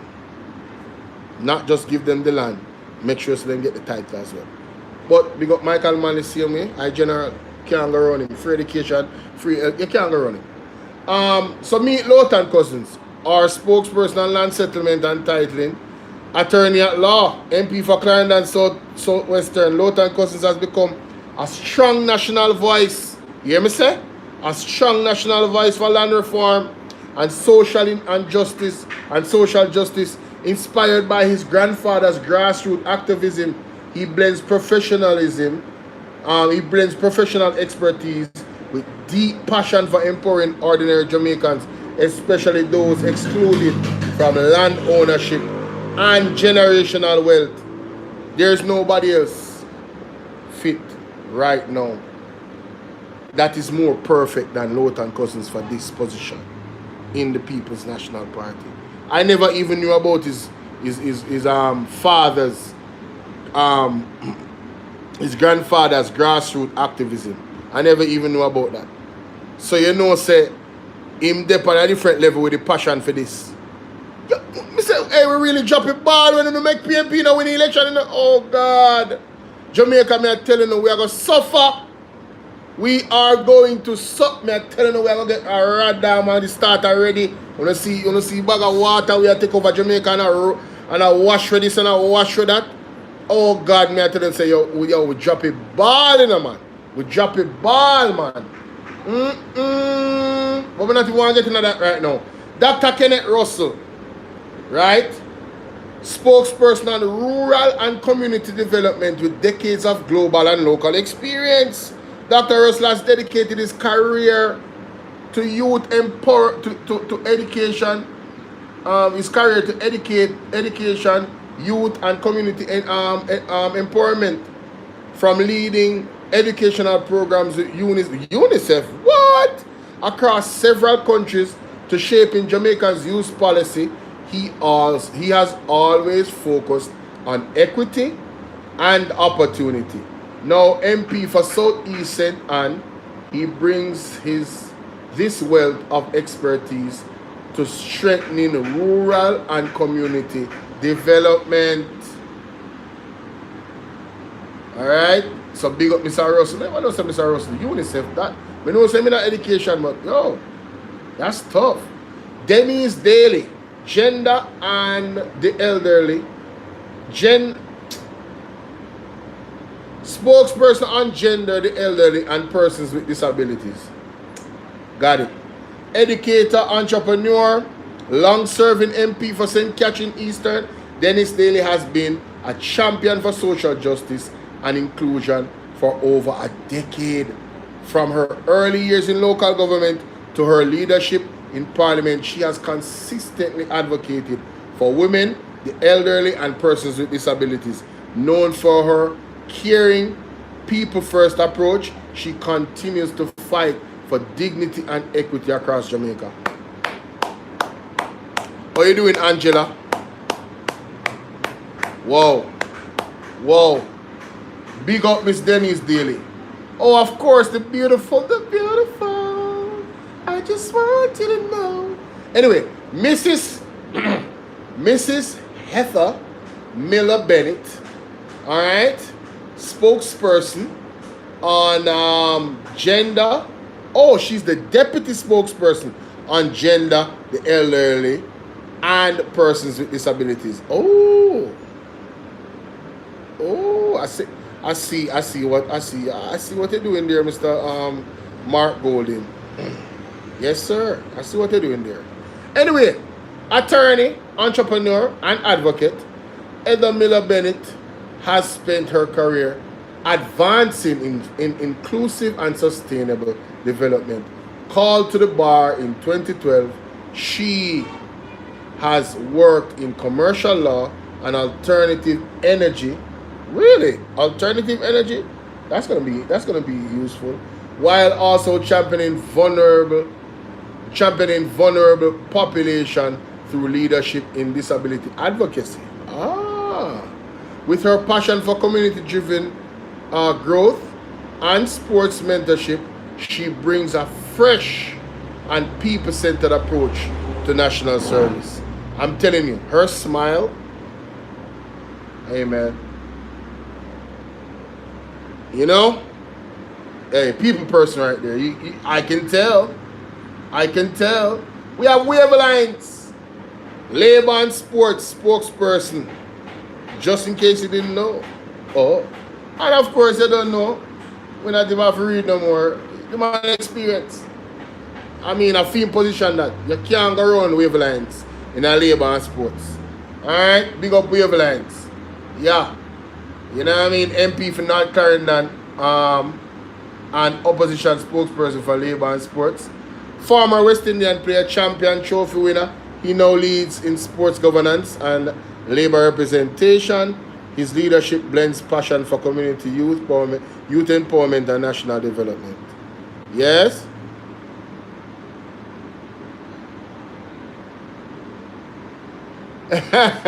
Angela, I saw you go, man. I got to work, man.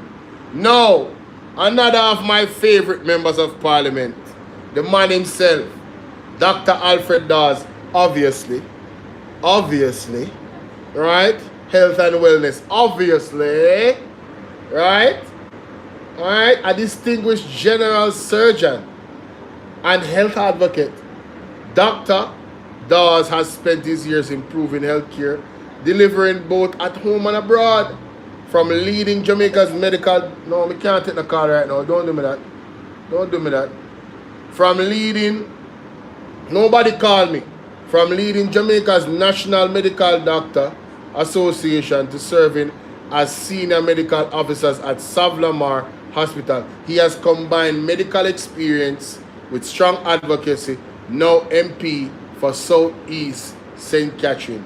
He brings his vision for a healthier Jamaica into Parliament. One, Dr. Alfred Dawes. It teacher, Damien Crawford, right? Education and early childhood development. Meet Damien Crawford, spokesperson for education and early childhood development, educator, entrepreneur, parliamentarian. Damien Crawford is MP for Northwest St. Catherine, known for his bold ideas and strong advocacy for equal access to education. He has championed policies to ease Jamaica debt, expand scholarship, and open new doors for youth in entrepreneurship and culture. He continues to merge academic training with grassroots connections in Parliament. Now, Damien Crawford do more than that. Everything he do, can't put in a one paragraph. I'm just saying. Real talk. We have a new face, ladies and gentlemen. Wait a minute. We have Senator Dr. Maziki Thane, spokesperson on deputy spokesperson on education and early childhood development, academic, researcher, and political theorist, Dr. Thame is a senior lecturer at UWI and a respected voice on race, violence, and identity in the Caribbean. Her work bridges scholarship and advocacy with a focus on democracy, justice, and social transformation. I'm looking forward to seeing the Deputy Spokesperson on Education and Early Childhood Development at work. With those accolades that she has and her experience, I'm definitely looking forward to hearing from her. You understand? Big up yourself. My aunt was a good teacher. She used to teach Martin Gates High School. Big up yourself, Nikki. Is it Nikki? That's how it's spelled, Nikki? That's how it's pronounced, Nikki? First, may I see it's spelled that way, they know. Of course, all of our bonononos. This is our bonononos right here in Parliament. Alright? Doctor, is it Doctor? Angela Brownberg, Social Protection and Social Transformation Spokesperson. A fearless advocate. Ladies and gentlemen, that had to be the first word used to describe Mrs. Angela Brownberg. It had to be. A fearless advocate, educator, and organizer. I knew she was a doctor. Dr. Angela Brownberg has dedicated her life to empowering communities and advancing social justice, from serving as mayor of Kingston, what? To breaking barriers as the first female chairman of the People's National Party, what? From, yes, she has always championed inclusion and accountability. MP for Southwest St. Andrew, she continues to shape policies that protect the vulnerable and uplift communities. Can't do without Dr. Angela Brownberg. Wagwan Velma, how you doing? Cannot do without her. No, we can't do without her. We have Deputy Spokesperson on Social Protection and Social Transformation, Senator Alan Bernard. I am so happy that he is in there. I am very, very happy, ladies and gentlemen. One more Rasta. We know say 3 Rasta there over People's National Party, though. Only Rasta can liberate the people. Over hills and valleys true. Don't let them fool you. Big up all our Rasta them, you know. We are doing the right thing. Because some of them people will see them a Rasta. Yo. Anyway, moving on. Deputy Spokesperson on Social Protection and Social Transformation. Development practitioner, educator, and community advocate. Alan Bernard has 3 decades of experience. What? Alan Bernard, I say your old General. 3 decades of experience shaping lives through projects with USAID, UNDP, and OAS. A lecturer and consultant, he blends scholarship with action, always focused on community empowerment and social justice. Wow. Wow. Impressive. Doreen, how you doing? Where's the Indian? Big up yourself. I can only be me. Yes, listen, Chris Brown is in the building, ladies and gentlemen. Spokesperson on science, technology, and digital transformation. A leader with nearly 3 decades. Now them on experience. With nearly 3 decades of experience in both private and public sector. Chris Brown is MP of Southeast St. Mary. Can you hear me? His background spans corporate leadership as CEO of Jamaica's largest credit bureau. I did not know that. Wow. Senior regional post with BAT. What is BAT? I have to research that. And service as an advisor in national security and parliamentary affairs with academic credentials in management, economics, international relations. He now champions technology and innovation for national growth. Ladies and gentlemen, we have a winner. St. Mary, me say, I want to drop a ball with Miss and A. And the phone fall still in St. Mary. St. Mary, we know what going in St. Mary. But me I tell you, say, no, Mr. Woodbine for day, you know, man. Mr. Woodbine for day, you know. But on a phone, we know, hey, St. Mary, we know what go on. We know what go on. Anyway, Mr. Paulwell, no, listen. I don't need to read nothing. This is a man of the energy and telecommunications, man. His experience as a minister in that capacity before says everything we need to know. Mr. Paulwell is the man for energy and telecommunications. Now, do they have a deputy spokesperson? Let's see. You know, let me read theme one. Our spokesperson on energy and telecommunication, attorney at law, senior political leader, Philip Paulwell has represented Kingston and St. Andrew Port Royal since 1997. Widely recognized for liberating telecommunications, he ended a 25-year monopoly and paved the way for Jamaica BPO industry.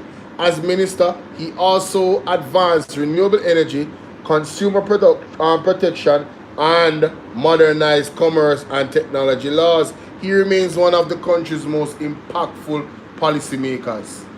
We have Mr. George Anthony, ladies and gentlemen. He is the spokesperson for trade, industry, and global logistics. An attorney at law and seasoned statesman, George Anthony Hilton has served Jamaica in law, diplomacy, and economic development for decades. Recognized as a father of Jamaica's Logistics Hubs initiative, he has led international negotiations with the WTO, CARICOM, and the EU. MP for St. Andrew Western. He remains a leading advocate for transforming Jamaica into the global trade gateway. We also have a new face, ladies and gentlemen. Senator Keisha Anderson, deputy. Oh, she's the deputy. Mark Golden, I see what you're doing here now. Mr. Mark Golden, sir, I see what you're doing here. I like it. Deputy spokesperson for trade, industry, and global logistics. With nearly 3 decades in finance, Keisha Anderson has held leadership roles at JMMB across Jamaica, Trinidad and Tobago, and is CEO of Junior Market listed medical company. She also served as treasurer of the PMP. A Harvard-trained executive. A Harvard-trained executive. A Harvard-trained executive. And justice of the peace. She blends business expertise with service to the country. I'm impressed. I will be looking forward to seeing you work, ma'am. Moving on. We have the GenSec himself. One Dr. Dayton Campbell. You're deaf? Or you're not here? Spokesperson on agriculture, fisheries, and food security. Ladies and gentlemen, I did a video this morning with the GenSec and Floyd Green on the thumbnail. On the need to go watch that video there. They are out here stealing the PMP ideas and not giving them no credit. And basically the PMP are run the government in a some of the capacity them. Because if you don't read the manifesto and listen to all of the video them on the campaign, the championing of supporting our farmers, you understand, the PMP led by Dr. Dayton Campbell, you understand, was advocating heavily on behalf of our farmers here in Jamaica. Alright? It says here that he's the spokesperson for agriculture, fisheries, and food security. Food security, very important. A medical doctor, a committed public servant, Dr. Campbell entered Parliament at just 28, becoming one of Jamaica's youngest MPs, now General Secretary of the People's National Party. He has led major education and health initiatives while championing community empowerment. As MP for Eastern Westmoreland, his portfolio builds on his passion for sustainability, development, and opportunity for rural communities. Bush, I them call rural communities. Most of they are bush. Most of we live a bush. We need some help. The bush people, them need some help. They need real advocacy. Floyd Green is not doing it for the farmer them. He has not been doing it. It's a failure. But anyway, moving on. Not talking about that. You never watch the video. Mr. Peter Bunting, the spokesperson on productive efficiency and competitiveness and investment banker. right? Entrepreneur and long-time public servant Peter Bunting is MP for Manchester Southern. He confounded DB&G and proven investments, shaping Jamaica's financial sector, and has served as Minister of National Security with expertise in both business and governance. He continues to champion job creation, safer communities, and economic growth, productivity, efficiency, and competitiveness. All right, that is it. Boy, you soon see more people at ball, man. You soon see them come out on TikTok. Make it go and sink in, say, labor get a third. Just make it go and sink in. Just watch. Anyway, Deputy Spokesperson of Productivity, Efficiency, and Competitiveness, Senator Cleveland Tomlinson, the young man, the first Jamaican lawmaker born in 2000. The first Jamaican lawmaker born in the 2000s. PMP still a create history. Right? Cleveland Tomlinson. Oh, them son of youth now they are Jamaica in the People's National Party. Oh, what go on? The first Jamaican lawmaker born in the 2000s. The People's National Party Deputy Spokesperson on Productivity, Efficiency, and Competitiveness.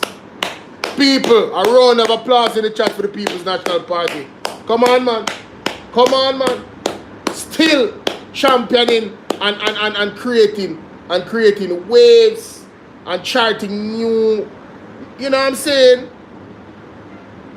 Talk to me now, man. Right? You got the PNP. Cleveland Thomas bring youthful energy and economic expertise to the Senate with a background in investment analysis and MSCs in economics. He represents a new generation of leaders focused in innovation and inclusive growth. I'm telling you, this young man could be the Minister of Finance and do a way better job. A way better job than Pro-Box lady. But then choose. And them are going to feel it. Oh God, them are going to feel it. Woo! Boy, I tell you, boy. Tourism and linkage, spokesperson on tourism and linkages. The businesswoman. The beautiful. I don't know if it's Mrs. Andrea Perkis. What a smile. Her smile is like a Perkis. Ah! Wow! So anyway, she is the spokesperson on tourism linkages with nearly 3 decades. Miss, you're not so old. Miss, stop it, miss. 3 decades of hands-on experience in Jamaica tourism industry. Andrea Perkins brings unmatched expertise to her role as MP for East Hanover.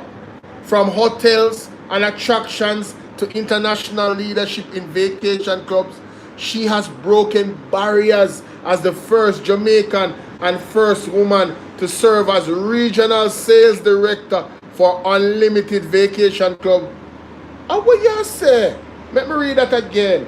She has broken barriers as the first Jamaican and first woman. So it's not that just she's a woman. She's the first Jamaican to do it. And she's the first woman to do it. That means no woman from no other country never do it yet. And no woman from Jamaica never do it. She are the first. Again, this is another trend-setting move, ladies and gentlemen. Excuse me. That was the terminology I was looking for a while ago. The PMP trend-setting, with Cleveland Tomlinson, the first youth in the 2000s, were born in the 2000s. For in the capacity of government that he's in, Now we have the first Jamaican and also the first woman period to serve as regional sales director for Unlimited Vacation Club. She now channels this depth of knowledge in strengthening Jamaica #1 industry. Boy, you know what's up with Missy Ball? the more me read about the candidates of the People's National Party, we really missed the ball. I mean, yo, I just want to cry sometimes, dog. Oh, Queen of the South. Queen of the South is the spokesperson for creative industry, culture, and information. Listen. I cannot wait. I will make it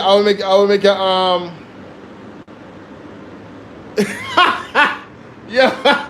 Hey Donna, big up yourself. This is what I'm going. Big up yourself, Donna. No, sir.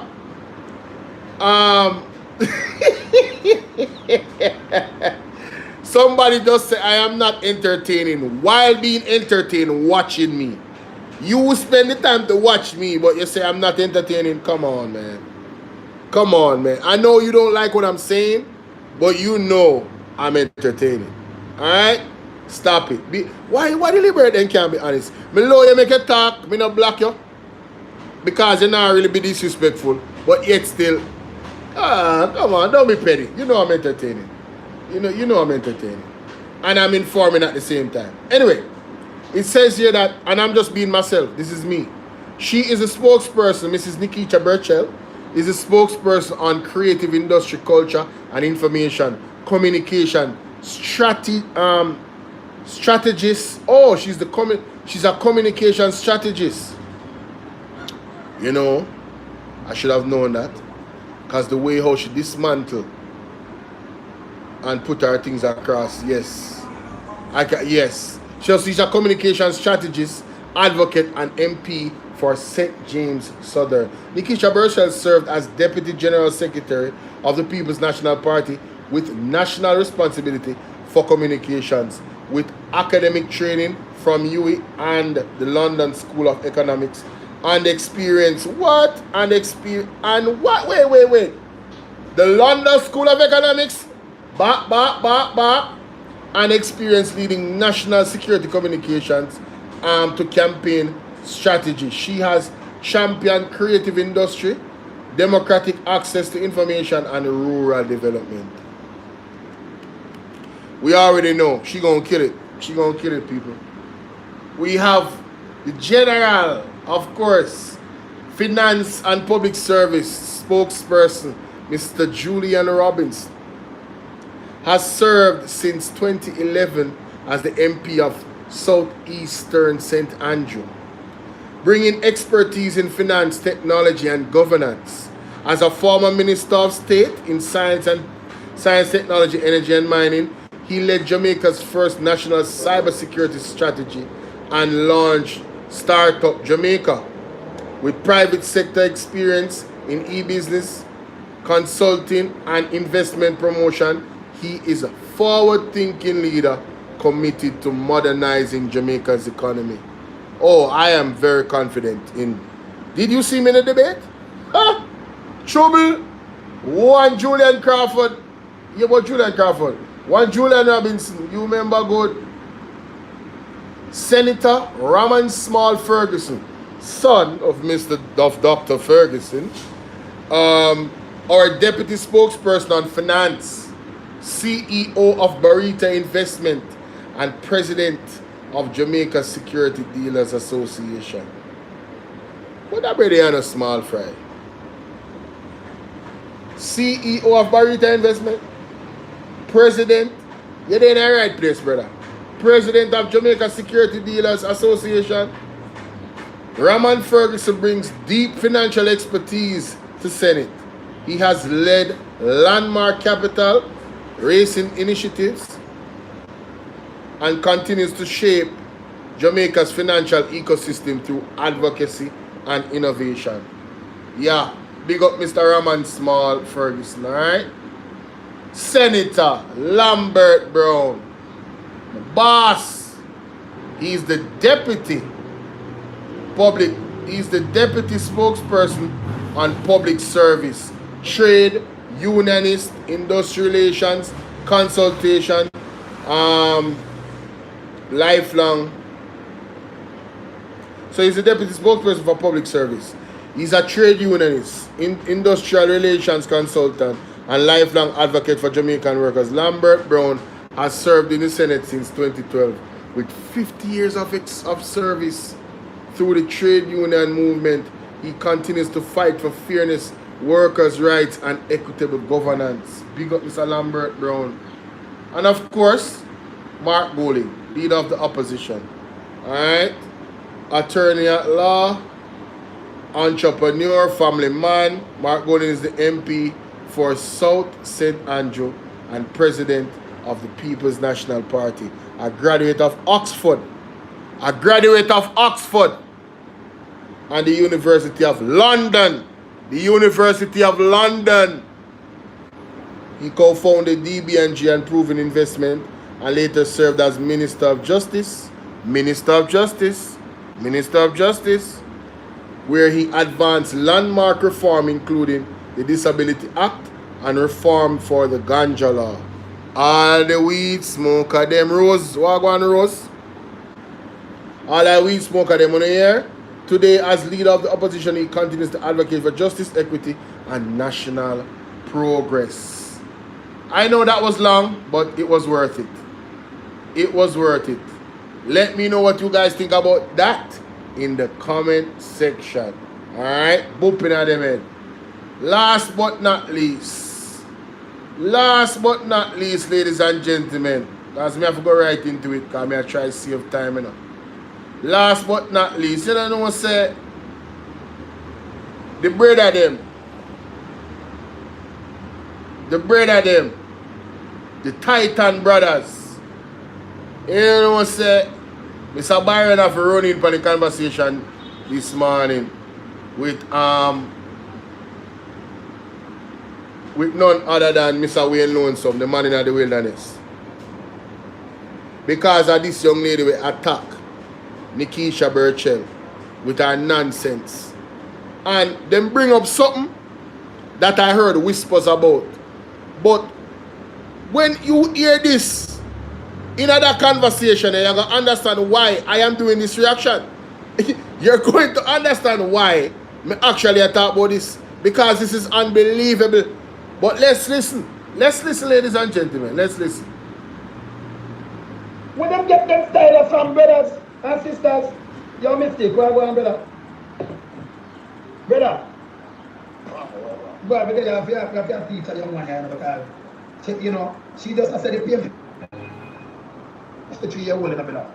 Martha, what's anyway, up? JP have 30, JP have 30, that means JP have 33, brother. 33.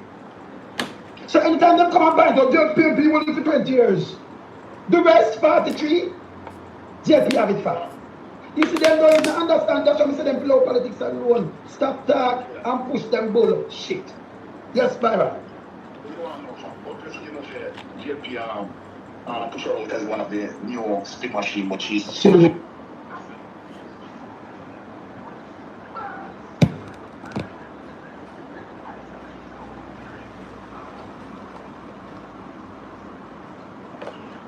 and Andre yes, right, explaining that CXC project, yes, right, in comparison to government project, yeah, Umar Davis is doing. So the question that you want to ask, I want to answer this question. Yes. The program that Nikisha Burchell and Andre was doing, was any government procurement done on that? No, not the government project. Social mix up. Low, bro. Umar Davis, right? The tribe should be himself. Government procurement done on that. Thank you, sir. This government project. Thank you, sir. So then, this is how she's structured done. And she don't know, and she have played it and don't know. She put up this thing before we start looking at how she have put up. These are just garbage. Her parents are about to examine it. I've seen where she attack just but guess what? Yes. She have some things for her. You can never deal with her things. Yeah, of course, I will try to. Yes. And if you want to do this, you expose to the entire world that she's a political bias, but you never deal with that. The thing is real. Yes. You understand? Going forward, as to use the Mechanism Party administration. Yes. Their plan in terms of so-called political delivery is to sow chaos and mayhem and confusion What happened to the plans that they promised? Aye. In terms of keeping the election. What happened to all of those plans that they rule out? Aye. They can't deliver on them. No, They can't deliver on them. They might use all of these disruptors. You understand? You know what I want to say? You know what I want to say? Because of most of them can't deliver these promises. They want to say, no, PNP now becomes obstructionist. And that they want to say, no. They must say, but we there now, we just a teach them. And the more they put out there, and the more they have the chaos. You know, like when a car drive, brother, and police drive over a car, you know them place here. But them do them just part of some people because I can't chaos, you know. And if you ask them, just part of them, you ask them, like how everybody have them make a platform and them talk, them are just bring the Prime Minister on the bus. Because them know what I'm talking about, them can't speak. Because them are bring the Prime Minister on the big marvel. Them can't speak. Eh? Yes.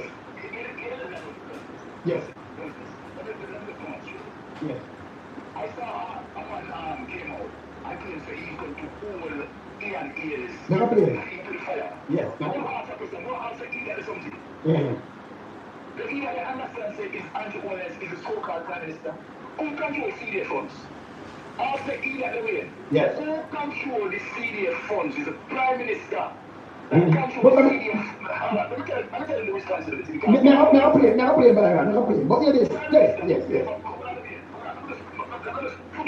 Yes. The Prime Minister is the person who is responsible to distribute all CDF funds Yes. to all the constituencies. Yes. So anything, you understand, that being shot and being not being delivered and being pulled up and blah blah. It is this Prime Minister needs to be there. But no, with all respect for that guy there, I have been promising to show him next. If he was the Prime Minister and tell him say him to go do something better, never play him out. He do it. He call out Andrew Wallace and say Andrew. So me more listen to him more than she. She just tries to be something and go play a video better way. Mad. Yes. But no, that she has said something else. I want them. She has said something else. I'm going to tell her something where she them know. And the factual, but nobody never mentioned. Man, let me tell you this. Because under the love since 30 years and 20 years, you can say that. JLP party. When you listen me good, see my brother around up on the line. Listen, you never hear people talk about this like this before. JLP party, man. And the only party in a Jamaica. Yeah? Whoever run Jamaica for 6 years and run every seat in a Jamaica. 60 member of parliament from 1983 to 89. Jamaica, I right there, so me have to come in. Who didn't know that? Talk to me now, man. Who didn't know, say, the Jamaica Labour Party did run the country. Every single seat. At the time, it was 60 seats. Who didn't know, say, the Jamaica Labour Party did have Jamaica for 6 years. No opposition in a parliament could have passed any law they want, any legislation, any act, any policy to improve upon the people in life. The Hunger Party for have Jamaica for 6 years. Now, let me tell you something. You see, if me have a country for 6 years, and me in the country well, the party that was the opposition kid that never win back. Any election. You know why? Because I would do everything in my power to put the country in our direction where the people in my prosper. They would never vote for another party again. But you know what happened, ladies and gentlemen? Quite the opposite. The JLP mash up Jamaica so much that, and things were so bad, we make you think Siaga never see back Canada. Hey, political history. We make you think Siaga never see back one blurt not here in the government. Who you think come after 1989? Michael Manley and then PJ. I want to see how PJ did with him. There was no opposition in 1983 to 1989, then the time they me a baby in a belly and the JLP a mash up the country.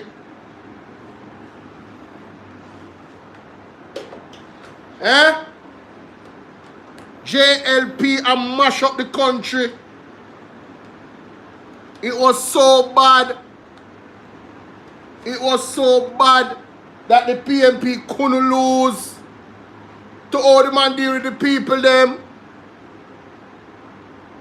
If I was the government and I had every seat, every single seat in a Jamaica, JLP run everywhere. They had no excuses for failure. Nobody could stop them. And Jonas have a similar power in the last 10 years with 49 seats. Him never have as much power, but him go close to it. And what has he done, ladies and gentlemen? What has he done? What has he done with that power? He promised prosperity. Where there? For who? You labor right to prosperous out there? What policies and programs have the JLP put in place? With 2/3 in a parliament, 49 seats. What have they done? I know them have the audacity now. If you want to come pasture themselves because they know say no money no in a kitty, they know what they do. They know so they mash up the country. So they might try to put out this narrative now say a PMP in a their way for progress. Then what happen when they have 49 seats? Why you couldn't have no progress? Nobody never did in their way. You want to dictate out the thing another way you want to do. But history shows us this is not the first time. I want to go back and research 1983 to 1989 and look on the economy. Look on the debt. Look on the state of Jamaica. From where they get it and where they carry it go. Hello? The evidence is there. Nobody can argue this. Nobody can argue this. The man they mash up the country.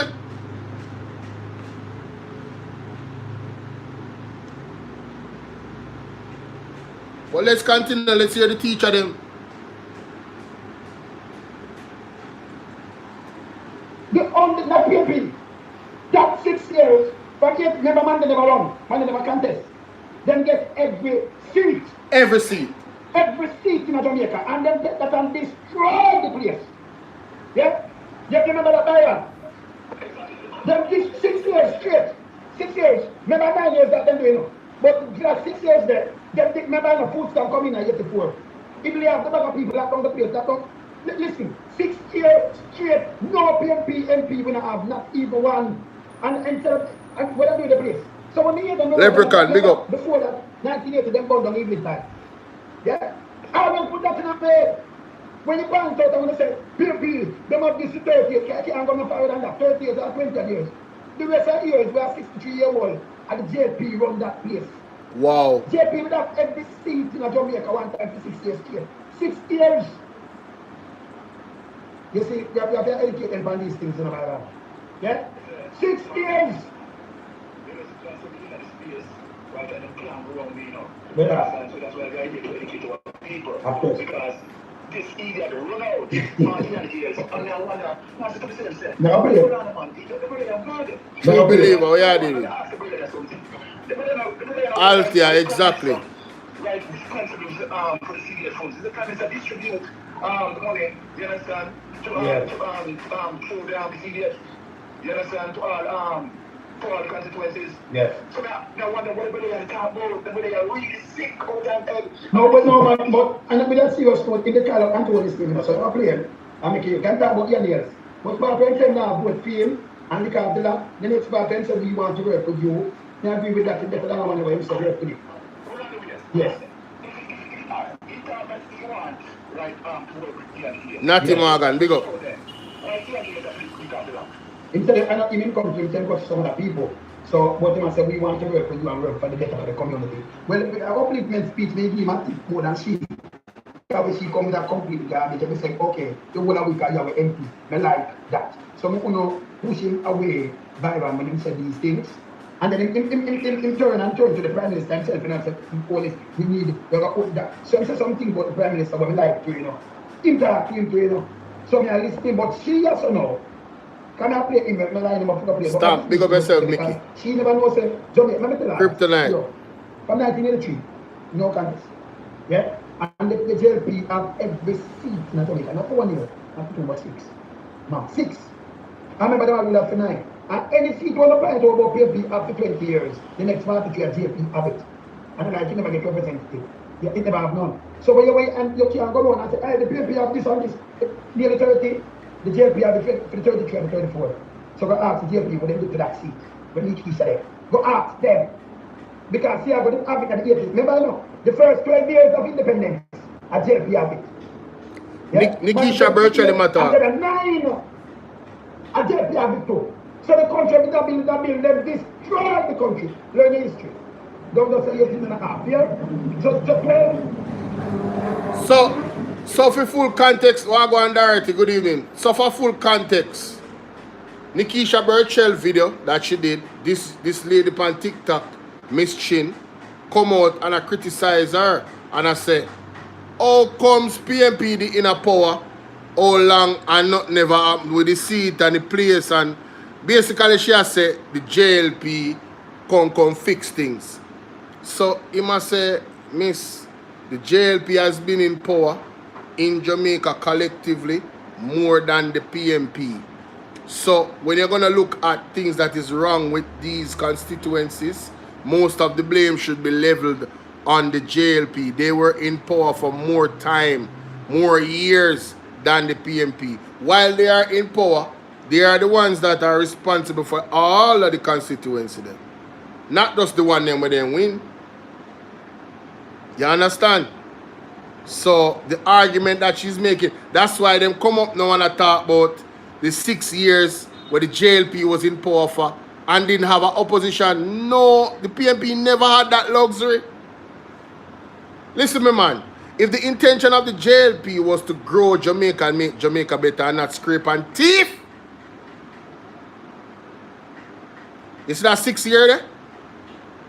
Would be the golden years in Jamaican history. They would be doing, you see the thing them like where Peter Bunting do.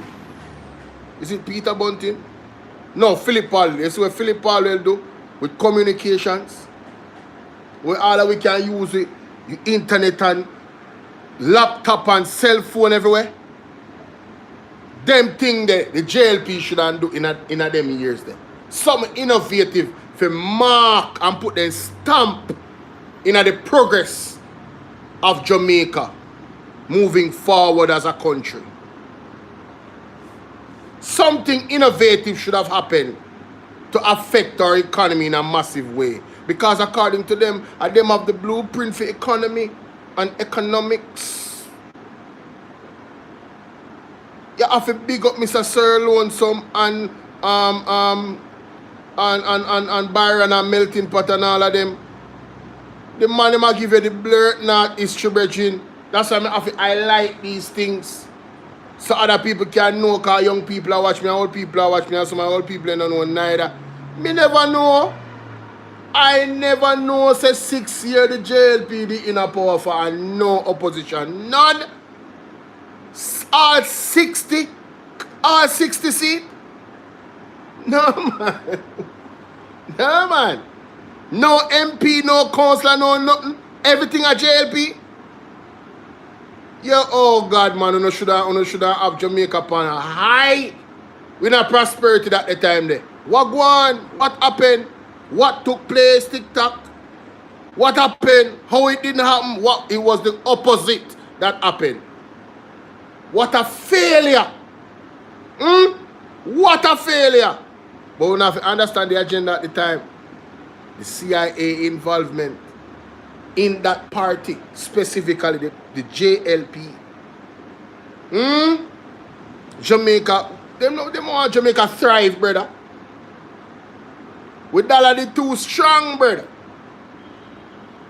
For the local island with dollar they too strong, brother. It's a problem, brother. They rather whip on with knees, begging, brother. Going to the IMF, going to the World Bank. Orchestrated infiltration. Talk to me, no man. 10 and 9 about 19. So that's the first destruction. Yeah? And then the Bush come catch it up that and go back to the IMF and think, stop that thing going on. Stop it. I remember JP are the only party who have the whole of Jamaica with 60 MB. 60. Represent every constituency, every PMP place where you know JP around that. Years. For them MP. And I'm about not being right. Hey, me know no. Charles, me know no. And then PMP have to come and build when you build back. No, man. Same like when they win back some seat. Saturday ain't easy, you know. You understand, brother? Yeah? Yes. Yes. Because the Jamaican Labour Party administration is in the power of politics, understand, more than the PNP. But yet, the PNP have much more programs of course. than the Jamaican Labour Party. And that is what people need to know. Yes. The Jamaican Labour Party administration, you understand, as a result of their trickery, yes. You understand their violence, yes. You understand, hide themselves into power and steal themselves into power. You understand? Hey, TikTok, make we get to 50,000 likes, please. Tap up the screen, let's go. More time in government, but yet, PNP who spend less time in government, right, has more solid. Yes, that's true. That's true. That's established a bill and try to make a forward. So then people need to look at that as a significant thing to understand that the Jamaican Labour Party through crony capitalism in country no good. Yes. No, that is a serious point that Mr. Byron is making. PMP has spent less time and been more effective. They have spent less time in office and have been more effective. That tells you a lot, ladies and gentlemen. Wow. I mean, just wow. More policies, built more schools, hospitals, infrastructure, road. I mean, the whole internet, the phones, the company, like electricity. I mean, bro, just the policies that they put in play, brother, to protect the people. Them. They have done more. They have done more impactful things that are behind their name. But yes, the JLP have been in power for more years. When they add up how long Jamaica has been independent. Come on, bro. That tells you everything you need to know. Big up all of the people in Bolo TBV. Make sure you all hit that like button. I don't see you typing a lot, but big up on yourself, yeah? Yeah, man. Blessings. Let's continue. Go in this, and I offer everything to them and make them understand when I say the PMP all this and that. Let them know by the platform tomorrow and we'll continue and make them know so when remember, you know, independence about them from 1962 to 74 and the cover. In the 10 years gap there, then the 9 years again, after Monday to 3 years, the 9 and then remember them burn on even that one. But over that, them around that from 1982 to 1989, 6 years straight, them we don't have one PMP MP. Not one. Not even one? Okay? The JLP do this, and instead of them fix and over, I can show you, it's documented here. Food stamp coming in 1984. People are married things here. New York Times catch it. Think they have everything about them now, them not digitize it, can't know what you see. Because they must pass and set up. Everything the amount of people, the aspect, the measure, I have to put on that. Yeah? It must up the place here. Now, when Mr. Lonesome is talking about, I've seen him done a class on it already with the New York Times and the marrying of goods and the austerity measures that the government put out that caused those marrying of goods to or encouraged it. You understand? The documentation is there. We have seen it. When people come in and chat foolishness about PMP, just lie. But just laugh off of them because they not read. If you want to hide something from them, put in a newspaper and put in a one book. They will never see it. And they will say foolishness like this in the chat. But we just allow them to say foolishness. Continue to make an ass on yourself. Alright? Let's continue. Stop making them the foolishness. Who are one of them now? It's there. Come show it more than one time. Remember me have all of these things in. Show them. JP had the only party run Jamaica with 60 MP, JP MP for 6 years. Yeah? Out of the 9 years, they run the same time and destroy the place. Nothing. Every seat. Yes. No. So them get every seat, them get the seat them. Thank you. I know when I have them out and attack. Now, wanna tell me, the historian them, why is it that Michael Manley never contested the seat? Was there some type of threat?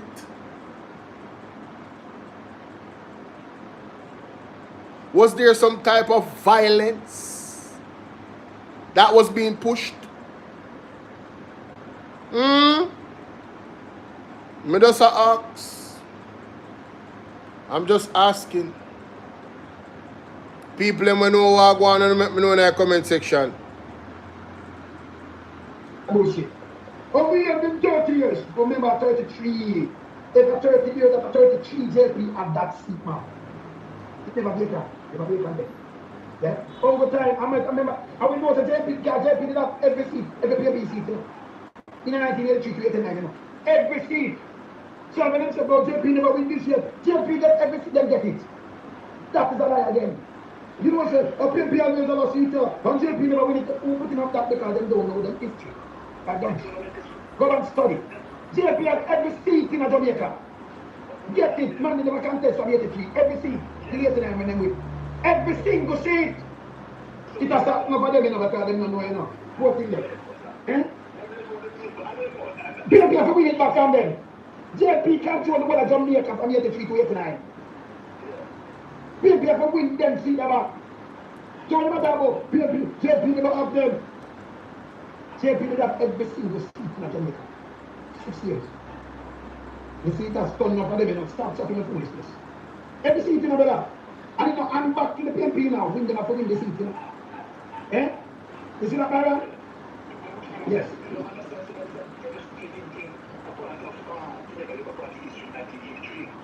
And then I fix the place, and then fix it up, you know. Okay.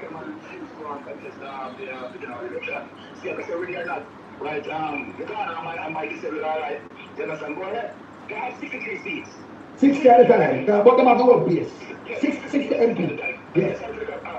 Yes. 60. Yes. And guess what? They have done nothing. You understand? I'm going to be a little. Eh? 5 years.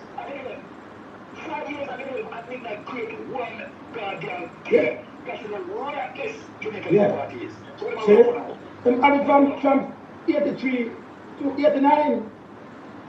From the whole of 83 to 89, when man back them out. So then they do something a while. Remember, you know, JLP get Jamaica to run by themselves and then destroy in the same time. Alright. So I could do some reading now. Just pull up this article right here, so from the Christian Science Monitor. Jamaica stability threatened by one-sided election. Some Jamaicans are becoming concerned that their country's democratic system, is being undermined by irresponsibility of both major political parties in last week's snap election. Only 6 out of 60 parliamentarian seats were contested. Those Jamaicans who choose to vote could merely confirm Prime Minister Edward Seaga total control of country's top legislative body. Only 20% of eligible voters cast their votes. So, the Jamaica Labour Party has been benefiting significantly over the years from these types of situations. Anytime there's a low voter turnout, they benefit immensely. Very interesting. Very interesting.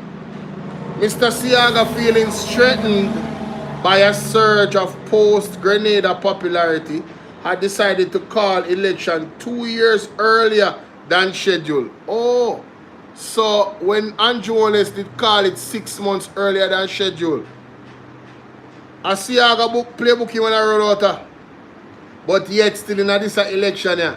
What the year? Then wait till last minute. It tells you everything you need to know, comrades, and all well-thinking Jamaicans. Look at the pattern of behavior. Anyway, it says here, although this is permitted under Jamaican law, the elections were called under circumstances that prompted the left-wing opposition leader and former Prime Minister Michael Manley to boycott them. Mr. Manley withdrew his People's National Party from the electoral process with Siaga when Siaga broke an agreement not to hold elections until a new voter registration list was completed. Skullduggery. I knew there had to be something. Skullduggery. The art of the Jamaica Labour Party. Skullduggery. Broke an agreement, right, to wait until new voter registration list was completed. Skullduggery. Theft. Talk to me, no man. Mighty God. The voters list used last week were made up before the 1980 election and did not include Jamaicans who were underage at that time, but who now are eligible to vote. A new voters list with younger, more radical electoral makeup might have worked to Manley's advantage. Most observers say that Siaga called election not only because of his post-Grenada popularity, but also because he worried his popularity would slip under economic hardship. Hello? They mash up the country. Already it did a mash up before 1983 election. Economic hardship. Economic hardship when I reach the people them. You want to talk to me, no man? Read, labor right, read.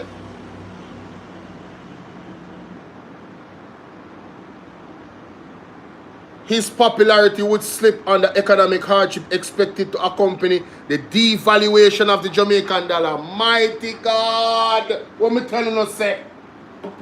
Our strength of our dollars was slipping.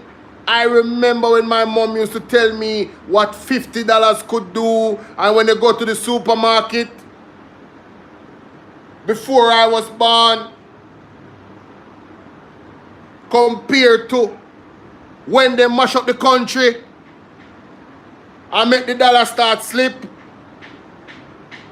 Hello? Can I get an amen? They think Manley withdrew because he knew he did not stand a chance of winning the election with either the new or old voters list. According to one prominent long-time American observer of the Caribbean scene, thinking people in Jamaica condemn both Siaga and Manley for placing political gamemanship above the stability of the system. It's hard to say for certain, but it might be that Jamaicans will consider the undermining of the Westminster parliamentary system a more heinous crime than violating a political agreement. This has basically been a political error by both sides. So, people are saying, and I don't have any problem with that, that Michael Manley should have not boycotted. Cool. Yeah. People can disagree, people might not. But I would say, why not honor an agreement? You are a snake. You are, bro, man, anybody that don't have character cannot tell me nothing. That was low of Siaga. You understand? The agreement is, if you want true democracy, wait till the voters list is upgraded or done properly and then call the election. But selfishly, because he knows that in popularity I got doing because people are so far compared to them when I lived before under his leadership. He called election 2 years early. 2 years.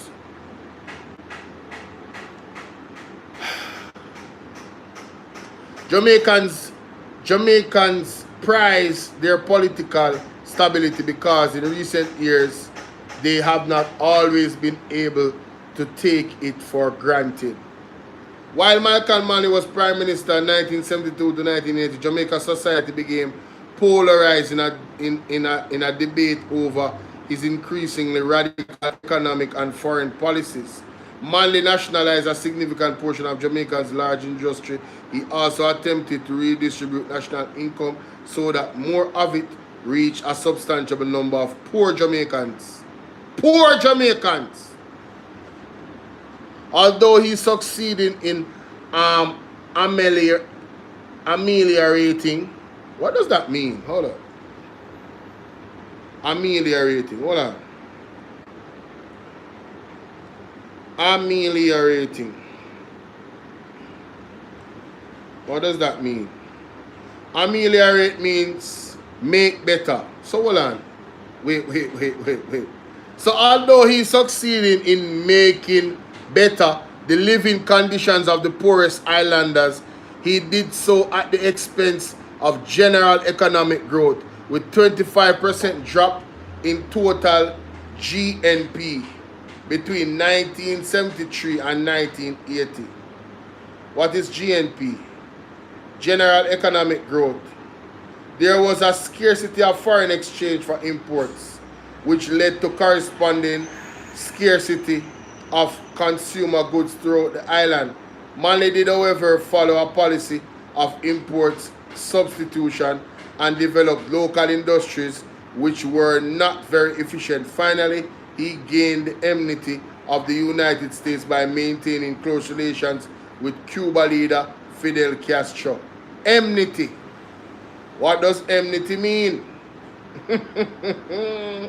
History this, you know. Political history this, you know. Enmity. This man was the Ibrahim Troy of his day, yeah? He was the Ibrahim Troy of his day. Enmity means intense hostility. So the America was intensely hostile towards Jamaica because Michael Manley decided that he was going to have a close relationship with Fidel Castro. Hello? A lot was going on, ladies and gentlemen. Edward Siaga and the Jamaica Labour Party is the enemy that was formed against poor people in Jamaica. Period. Period. Because what Manley was doing for poor people, them never like that. The poor people's lives were improved. Obviously, there were some things that he would need to, you know. Nothing is perfect. But over time, in making production efficient and being self-sufficient, it would have worked out. You get me? It would have worked out. But I will take his approach over the JLP approach any day. Majority of the people suffering and a few feel good and nice and wealthy and rich. Wanna stink, man. But the people will choose Jamaica, you can continue. Suffer. Go and suffer, man. Because of that you don't want. Because I feel them approach that. Few wealthy, majority suffer. Continue. I'm going to left it right there, sir. I'm going to left it right there, sir. Me, I'm going to left it right there, sir. I rather Michael Manley approach with some tweaks. Because we have more knowledge now and we have the know-it-all. You see me? Yeah, man. But the tweaks them already there, you know. You see, the fiscal rules, that is the tweak. The fiscal rule to make sure say the GDP, debt to GDP, stay upon a level and the debt continuously go down to a level. That is the tweak. That law that was put in place to make sure say every government have to follow it, that is the tweak. Now you can focus on local farming. Now you can invest more in our local farmers so we can increase productivity. But what is the JLP doing right now? They are increasing our importation bill. In a more dangerous time when foods from overseas are worldwide, especially in America, no disrespect, it is what it is. But worldwide, What America allows in their food is not allowed in Europe. For obvious reasons. And those are the foods we are importing. And we wonder why the people are sick.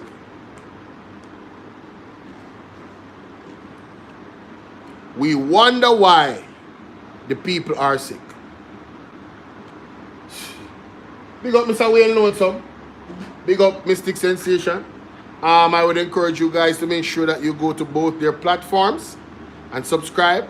Subscribe to Out of the Press as well. And Isabel Rose. All the good stuff, man. Perry in Christ on TikTok. Nikisha Burchell, you know, PMP, all PMP platforms. Go ahead and subscribe. Alright? Bless upon yourself. And let me know what you guys think about that in the comment section, man.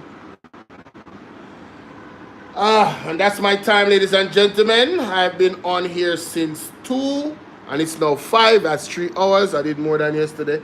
And I'm going to leave it off right there. Thank you. Thank you for all the persons on TikTok.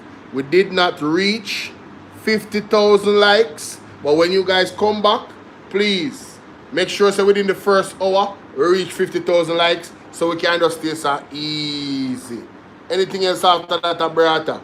But I don't know, say anytime I come on live, I do at least 2 hours. At least. Sometimes 4. Sometimes all 5 too. Right? But before you guys leave, please remember to hit the like button on YouTube if you haven't already. And thanks to those who did hit the like button. I don't know if anybody donated to the Cash App or the PayPal or the Zelle. Let me check the Cash App or the PayPal.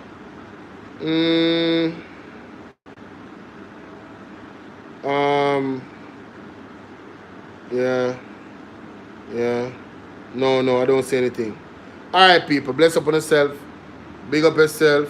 One love. The word is love. For the sensible, labor them out, they big up on yourself. For the sensible people them we're independent, big up on yourself. I don't have no problem with the people them are independent and don't want to pick either party. Big up on yourself. I don't have a problem with you know. You see people them where sell out on the vote, or sell out on the vote. PMP them will turn and labor them where sell out them vote. Or people where sell out on the vote. Listen man. You're not gonna feel it. I promise you, your short-sightedness, you're not gonna feel it. Oh, and the main message, ladies and gentlemen, what we are going to face in the near, medium, and distant future here in Jamaica. More near and more medium, not distant. We need God help to traverse those times. Seek God. And that's where I leave it. Big up on yourself. I'm out. Peace and blessings. Bolo Vienna.